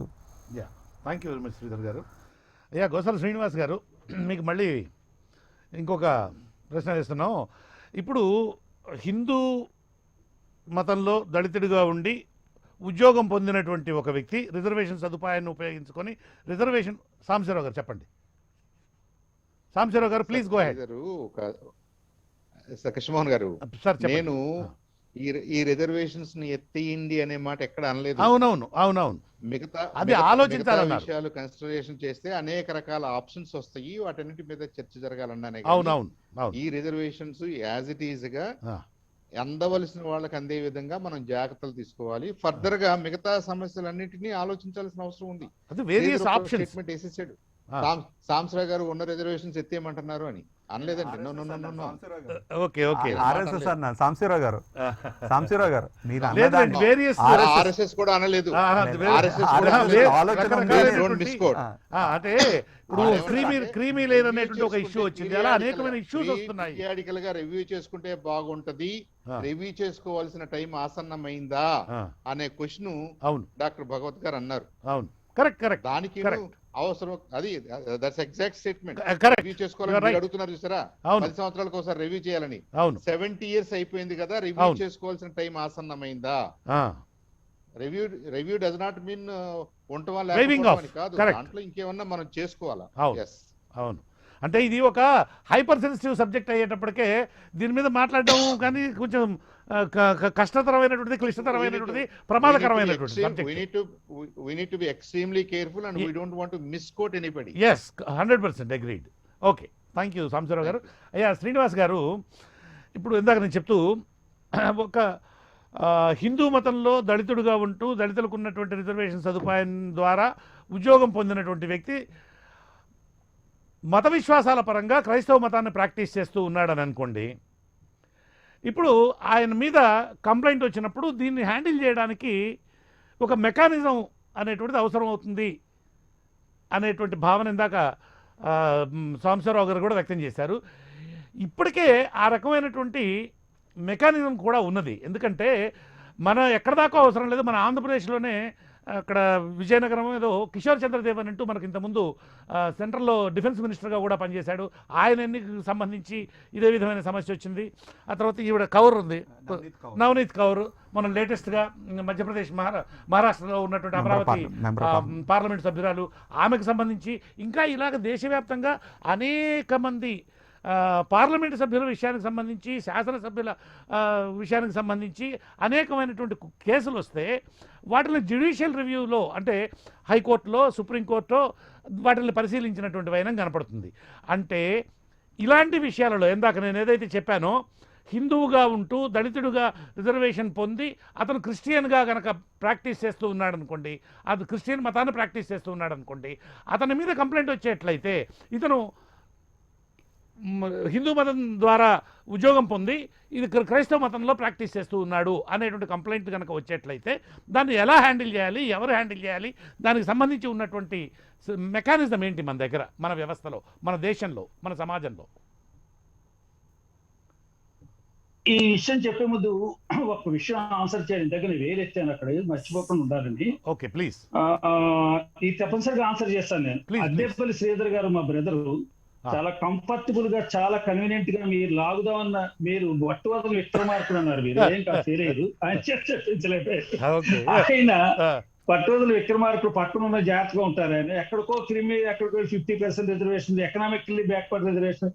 Economically backward reservations are not based on community or caste. Correct. It is based on economically backward. అది మారిపోతూ ఉంటుంది. ఈ సంవత్సరం మా అబ్బాయికి వస్తే నెక్స్ట్ ఇయర్ మా అబ్బాయి రెండో అబ్బాయికి రాదు. ఆయన సాంబశివరావు చెప్పినట్టుగా economically backward reservations among OCC ఇచ్చారు. ఎస్సీసీ ఎస్టీసీ వాళ్ళైతే బీసీసీ లో ఉన్నది ఏం ముట్టుకోలేదు. ఓసీసీ అందుకనే కాపులకి దీంట్లో రిజర్వేషన్స్ కల్పించి కంఫర్టబుల్ గా చంద్రబాబు నాయుడు గారు పక్క నుంచి మాట్లాడబోయారు. రెండో విషయం మీరు మాట్లాడుతూ ఈవేళ ఈ కాన్స్టిట్యూషన్ అమెండ్ చేయాలంటే కాన్స్టిట్యూషన్ లో క్యాస్ట్ మాత్రం రాకుండా ఎస్సీ అనాలి తప్ప దాని పక్కన ఇంకే రిలీజియన్ ని యాడ్ చేయడానికి లేదు. రిలీజియన్ అంటే రిజర్వేషన్స్ యాజ్ పర్ రిలీజియన్ వచ్చేస్తుంది. దాన్ని ముట్టుకున్న మళ్ళీ ఇంకో లిటిగేషన్ నేనే వేసేస్తా. రిలీజియన్ పదాన్ని రిజర్వేషన్ దాంట్లో బుక్ లో ఆ చాప్టర్ లో తేడానికి లేదు. ఎస్టీస్ గురించి మాట్లాడుతున్నాం. బ్రిటిష్ వాళ్ళు ఉండగా ఎస్టీస్ వీళ్ళు ఇంకొక పదం విన్నారు లేదు, ఆది ఆంధ్రులు ఆది ద్రవిడులు అంటారు, ఆది హిందువులు కూడా అంటారు. ఆది హిందూ భవన్ కూడా ఉంది హైదరాబాద్ లో. అంచేత మీకు ఒరిస్సాలో కూడా ఆది హిందువులని అంటారు. ఇక్కడ ట్రైబల్స్ ని ఆదివాసులు అన్నారు కాబట్టి వాళ్ళు రిలీజన్ మార్చడానికి వీల్లేదు. వాళ్ళు హిందువులే, వాళ్ళు హిందువులుగా ఉంటారు. వాళ్ళ అమాయకత్వం బేస్ చేసుకుని ఇప్పుడు tribe is converted into Christianity are Islam, it's an offence. Offence ఇది ఇప్పుడు ఇది ఎవరికి తెలియదు. చాలా మంది ట్రైబ్ కన్వర్ట్ చేయడానికి లేదు, ముట్టుకోవడానికి లేదు. అంతే ఇంక రెండో ఇప్పుడు అడిగిన విషయానికి వస్తాను. ఇలాగే ఎంక్వైరీ ఏం చేయాలి, కంప్లైంట్ వస్తే ఏం చేయాలి? కంప్లైంట్ వచ్చినట్టు విజిలెన్స్ సెల్కి ఫార్వర్డ్ చేస్తారు. ఏంటి ఎవ్రీ అథారిటీ జ్యుడిషియలో కానీ అటు లెజిస్లేటివ్ లో కానీ ఇటు మీకు ఎగ్జిక్యూటివ్ బాడీలో కానీ ప్రతి డిపార్ట్మెంట్ కి విజిలెన్స్ సెల్ ఉంది. ఆ విజిలెన్స్ సెల్ కి ఫార్వర్డ్ చేస్తారు, దీని మీద మీరు కొంచెం ఎంక్వైరీ చేయండి అని. విజిలెన్స్ సెల్ దీని మీద ఎంక్వైరీ చేస్తారు, ఫోటోగ్రాఫ్స్ తీసుకొస్తారు, మొత్తం డేటా తీసుకొస్తారు. తీసుకొచ్చి ఎంక్వైరీ కమిషన్ ఎవరైతే కంప్లైంట్ ఇవ్వబడిందో కంప్లైంట్ ఎవరు రిసీవ్ చేసే అథారిటీకి విజిలెన్స్ సెల్ వాళ్ళు రిపోర్ట్ ఇస్తారు. Basing on the report preliminary enquiry చేస్తారు. ప్రిలిమినరీ ఎంక్వైరీ ఎవరిని పిలవకుండా, ఎవరి ఆన్సరింగ్ పాయింట్ పర్సన్ పిలవరు, కంప్లైంట్ ఇచ్చిన వాడిని పిలుస్తారు. కంప్లైంట్ ఇచ్చిన బాబు ఇగో నువ్వు ఇచ్చినట్టు సరంజామా మెటీరియల్ సరిపోలేదు, మేము విజిలెన్స్ పంపించాము, ఈ మెటీరియల్ వచ్చాయి, do you have any another material? Substantiate చేసుకుంటావు నీ కంప్లైంట్ ని, విత్డ్రా చేసుకుంటావా? నేను సబ్స్టాన్షియేట్ చేసుకుంటాను అంటే ఛాన్స్ ఇస్తారు అతనికి. ఇచ్చిన తర్వాత అప్పుడు ఆన్సరింగ్ పర్సన్ కి ఆన్సరింగ్ పార్టీకి సో కాల్ నోటీస్ ఇస్తారు, నువ్వు ఎక్స్ప్లెనేషన్ కాల్ ఫర్ చేస్తారు, అతను ఎస్టాబ్లిష్ చేసుకోవాలి. ఇగో నీ మీద ప్రిలిమినరీ ఎంక్వైరీలో ఇవి వచ్చాయి, but then shifts on the person who is facing the enquiry. అంతేగాని బెంగళూరు హైకోర్టు చెప్పినట్టుగా డిస్ప్రపోర్షనేట్ అసెట్స్ ఉంటే ఏసీబీ ఎస్టాబ్లిష్ చేసుకోవాలి first time in the history of India. ఎవరైతే డిస్ప్రపోర్షనేట్ ఆఫ్ అసెట్స్ మీద కంప్లైంట్ వేశారో వాళ్ళ ఆస్తులు సీజ్ చేసేసారు. ఆస్తులు ఎక్కడి నుంచి వచ్చాయో చెప్పాలి, వాళ్ళు ఎక్కడి నుంచి వచ్చాయో వీళ్ళు చెప్పరు. అలాగే ఎవరైతే ఫేస్ చేస్తున్నారో కంప్లైంట్ ఎంక్వైరీని ఫేస్ ఈ ప్రాక్టీస్ లో ఉన్నారంటే మీ నాన్న ఈ ప్రాక్టీస్ లో లేడు, మీ అమ్మ ఈ ప్రాక్టీస్ లో లేదు, మీ నానమ్మ లేదు, మీ బాబాయ్ లేరు, నువ్వు కూడా చిన్నప్పుడు చర్చికి వెళ్తున్నావు, ఇప్పుడు కూడా నీ దగ్గర బుక్స్ ఉన్నాయి, నువ్వు దీని మీద చాలా స్వస్థ సభల్లో మాట్లాడేవు. తర్వాత మీ Mrs she's a converted Christian. ఇవన్నీ సబ్స్టాన్షియేట్ చేస్తాయి, సర్కమర్షియల్ ఎవిడెన్స్ సబ్స్టాన్షియేట్ చేస్తూ అతని మీద న్యాయదేవత ఏదైతే ఆరోపించారో మద్రాస్ హైకోర్టు సుప్రీంకోర్టు ఒక చోట మాత్రం అతను ప్రాక్టీస్ చేస్తున్నాడు కదా హిందూ ధర్మాన్ని. వాళ్ళ నాన్న ప్రాక్టీస్ చేయలేదు, వాళ్ళు తాత చేయలేదు, వాళ్ళ ముత్తాత చేయలేదు, వాళ్ళ అమ్మ చేయలేదు, వాళ్ళ ఆవిడ కూడా చేయట్లేదు, ఇప్పుడు వీడు చేస్తున్నాడేమో అని ఒక చోట అందండి పాపం అని రీఇన్షిట్ చేయమన్నారు, ఉద్యోగంలో రీఇన్షిట్ చేయమన్నారు అంతే. అప్పుడు వాళ్ళు ఆపలేదండి. జస్ట్ మన మురళీ మనోహర్ జోషి గారు హ్యూమన్ రిసోర్స్ మినిస్టర్ ఉండగా ఎంక్వైరీ వేయించి ఎంక్వైరీ వేయించారు. చేసిన తర్వాత ఈ పర్సన్ ఈ జడ్జిమెంట్ అయింది ఇది పర్సన్ ఆ కేసులో ఉన్న దాని జడ్జిమెంట్ ఫాలో అవ్వకుండా పర్టికులర్ గా సర్క్యులర్ తయారు చేసి who are just practicing Christianity, అవును. they definitely they will cease to enjoy the SC status అని సర్క్యులర్ చేశారు. అది పర్టికులర్ గా అది అన్ని చోట్ల అమలు చేసేసారు. ఇక మీరు అడిగిన చోట ఇక్కడ ఎంక్వైరీ అనేది పెర్ఫెక్ట్ గా ఉంటుంది అని ఎందుకు ఉండాలంటే కంప్లైంట్ ఇచ్చిన వాడే మొత్తం సరంజామా పట్టుకెళ్ళి ఇస్తారు. దీని మధ్యన సుప్రీంకోర్టు ఈ ఎంక్వైరీని రికార్డ్ చేయమన్నారు, వీడియో రికార్డ్ చేయమన్నారు సుప్రీంకోర్టు వారు. ఖచ్చితంగా రికార్డ్ చేయండి, అతని వెర్షన్ రికార్డ్ చేయండి, రిటర్న్ వెర్షన్ తీసుకోండి, ఓరల్ వెర్షన్ తీసుకోండి, తర్వాత అతను ఏమైనా సబ్స్టాన్షియల్ ఎవిడెన్స్ తీసుకొస్తే అది కూడా తీసుకోండి, దాని మీద కూడా ఎగ్జామిన్ చేయండి, సమన్ చేయండి, చర్చిలు ఏ చర్చికి వెళ్తున్నాడో ఆ చర్చికి ఇతను వచ్చినట్టుగా సమన్ చేయండి అని చెప్పి అంతా కూడా అబ్బాయి నేను ప్రాక్టీస్ ఇదే చేస్తున్నాను అదేం చేయట్లేదు. ఇప్పుడు మీరు అన్నారు ఇందాక ఒక విషయం, ఏది ప్రాక్టీసు గుడికి వెళ్దాం ఉంటే కదండి, పుట్టుక దగ్గర చచ్చే వరకు ఉన్న సంస్కారాలు ఉన్నాయి కదా, షోడశ సంస్కారం. దీన్ని ఈ షోడశ సంస్కారాలు ఏం ఫాలో అవుతున్నాడు? బాప్టిజం ఫాలో అవుతున్నాడా? పెళ్లి అనేది పెద్ద సంఘటన. ఆ సంఘటన వీడియోలో ఫోటోలు ఉంటాయి, చక్కటి తెల్లని గోవుల్లో ఆ విధంగా షూట్ లో ఉంటాడు. కాబట్టి ఈ ప్రాక్టీస్ దేవాలయం గెలపోయినా పర్లేదు, ఈ ప్రాక్టీస్ కనుక రుజువు చేస్తే అతని మీద ఎంక్వైరీ నిలబడుతుంది. ఇప్పుడు ఇంకో విషయం చక్కగా సాంబశివరావు బాగా టచ్ చేశారు. హిందువులు అసలు ఈ ట్రైన్ వేసే స్పెషల్ ట్రైన్ 70 ఏళ్ల నుంచి నడుస్తుంది, ఒక్కసారి కూడా కనీసం జనరల్ కంపార్ట్మెంట్ ఎక్కలేదని బాధపడే ఎస్టీలు ఉన్నారు. మేము ఒక్కసారి కూడా ట్రైన్ చూడలేదండి. ఇప్పుడు రద్దు చేసేలాగా ఎక్కినవాడే ఎక్కుతున్నాడు, వాడిదే పెర్మనెంట్ గా భోగి, ఆ ట్రైనే పెర్మనెంట్ గా కొంతమందికి. కాబట్టి ఇది చాలా దారుణం. రాజ్యాంగం ఉద్దేశం ఏంటి? వాళ్ళందరినీ లిఫ్ట్ చేయాలని, వాళ్ళందరినీ కూడా సమానత్వంలో తీసుకురావాలని, వాళ్ళలో ఉన్న న్యూనతాభావం పోగొట్టాలని, వాళ్ళలో ఒక సెక్యూర్డ్ ఫీలింగ్, కాన్ఫిడెన్స్ ఆ కాన్ఫిడెన్స్ క్రియేట్ చేయడానికి ఇంకా మనం 20% కూడా రీచ్ అవ్వలేదు. ఇంకా మిగతా 80% రీచ్ అవ్వడానికి ఇంకెన్ని 70 సంవత్సరాలు ప్రణాళికలు వేసుకోవాల్సి వస్తుందో అని సుప్రీం ఈ మద్రాస్ హైకోర్టు తీర్పు ఎప్పుడు కూడా ఈ ప్రపంచ దేశంలో అన్ని హైకోర్టు ఫాలో అవుతాయి. ఎందుకు తెలుసండి? Madras school very nice school. మనకి దాన్ని ప్రోటోకాల్ కోర్టు అంటారు. ఆంధ్ర హైకోర్టు, తెలంగాణ హైకోర్టు, మద్రాస్ హైకోర్టును ఫాలో అవ్వాల్సిందే. బైండింగ్ జడ్జిమెంట్, మీరు దాని బైండింగ్ అంటారు, బైండింగ్ నేచర్. అలా సుప్రీంకోర్టు కూడా చాలా మద్రాస్ హైకోర్టు వారు ఏం చెప్పారు అని చూస్తూ ఉంటారు. ఇప్పటికీ ఆ వాతావరణం, ఆ ప్రాక్టీస్ ఉన్న మర్యాద ఉంది. కాబట్టి ఆ మర్యాద పూర్వకంగానే ఈ జడ్జిమెంట్ లో చాలా వివరంగా చర్చించారు. పైగా వాళ్ళు వాడిన శబ్దం, మీ కుటుంబంలో అంతా కూడా క్రిస్టియన్ కూడా నువ్వు హిందూగా ఉండిపోయావా? పాపం కాదు, నువ్వు కూడా క్రిస్టియన్వే. ఎంక్వైరీని ఫేస్ చేయడానికి ఈ మధ్యనే తీసుకున్నాను అని మాట్లాడుతున్నాను. ఈ మధ్యనే వెళ్తున్నానని. కాబట్టి అతన్ని ఆర్డర్ వేశారు. సుప్రీంకోర్టులో నిలబడదు. ఇందాక మా శ్రీధర్ గారు ఉన్నారు, సుప్రీంకోర్టులో మనకు ఎంక్వైరీ చేయడానికి అతను ఆ బెనిఫిట్ తీసుకుంటూ మతం మార్చుకున్నాడు అనేటువంటి విషయమై ఫిర్యాదులు వస్తే దాని మీద ఎంక్వైరీ చేయడానికి అవసరమైన మెకానిజం ఆల్రెడీ ఉంది మన సమాజంలో. అయ్యా సమాజం పక్కన పెట్టండి, ఓకే, మన సిస్టమ్ అదే, మన వ్యవస్థలో ఉంది. Thank you sir, thank you very much. Sambasivarao గారు, మీ కన్క్లూడింగ్ రిమార్క్స్ ఇచ్చేసేయండి sir. Will conclude this discussion. Me concluding remarks ఇచ్చేసేయండి సార్. ఇది మనం అందరం గుర్తించినట్టుగానే సెన్సిటివ్ సబ్జెక్ట్. ఇది ఎంత అవసరమో దానిని అమలు చేయడంలో తీసుకోవాల్సిన జాగ్రత్తలు కూడా అంతే సున్నితంగా ఉంటాయి, అంత జాగ్రత్తగా అమలు చేయాల్సిన అవసరం ఉంది. అమలు చేయడంలో గత 70 సంవత్సరాల్లో కొన్ని పొరపాట్లు జరిగినాయి, కొంత అశ్రద్ధ జరిగింది. అందరూ మంచి వాళ్ళనే భావంతో చేశారేమో కానీ అలా కాదు. ఆ అవకాశం వచ్చినోడే మళ్ళీ వాడుకుంటాడు. అవకాశాన్ని వాడుకునే వాళ్ళ సంఖ్య లిమిట్ అవుతుంది, అవకాశాలు రాని వాళ్ళ సంఖ్య పెరుగుతుంది. కాబట్టి ఐ థింక్ ఏదో ఒక రకంగా దీంట్లో మనం ఇంకొద్దిగా మార్పులు చేర్పులు చేసుకుంటూ ఆ రిజర్వేషన్ ఫలాలు అందరికీ, అర్హులందరికీ అందేలాగా ఏర్పాటు చేసుకోవాల్సిన అవసరం అయితే ఉందనేది డెఫినెట్ గా నా భావన కూడా.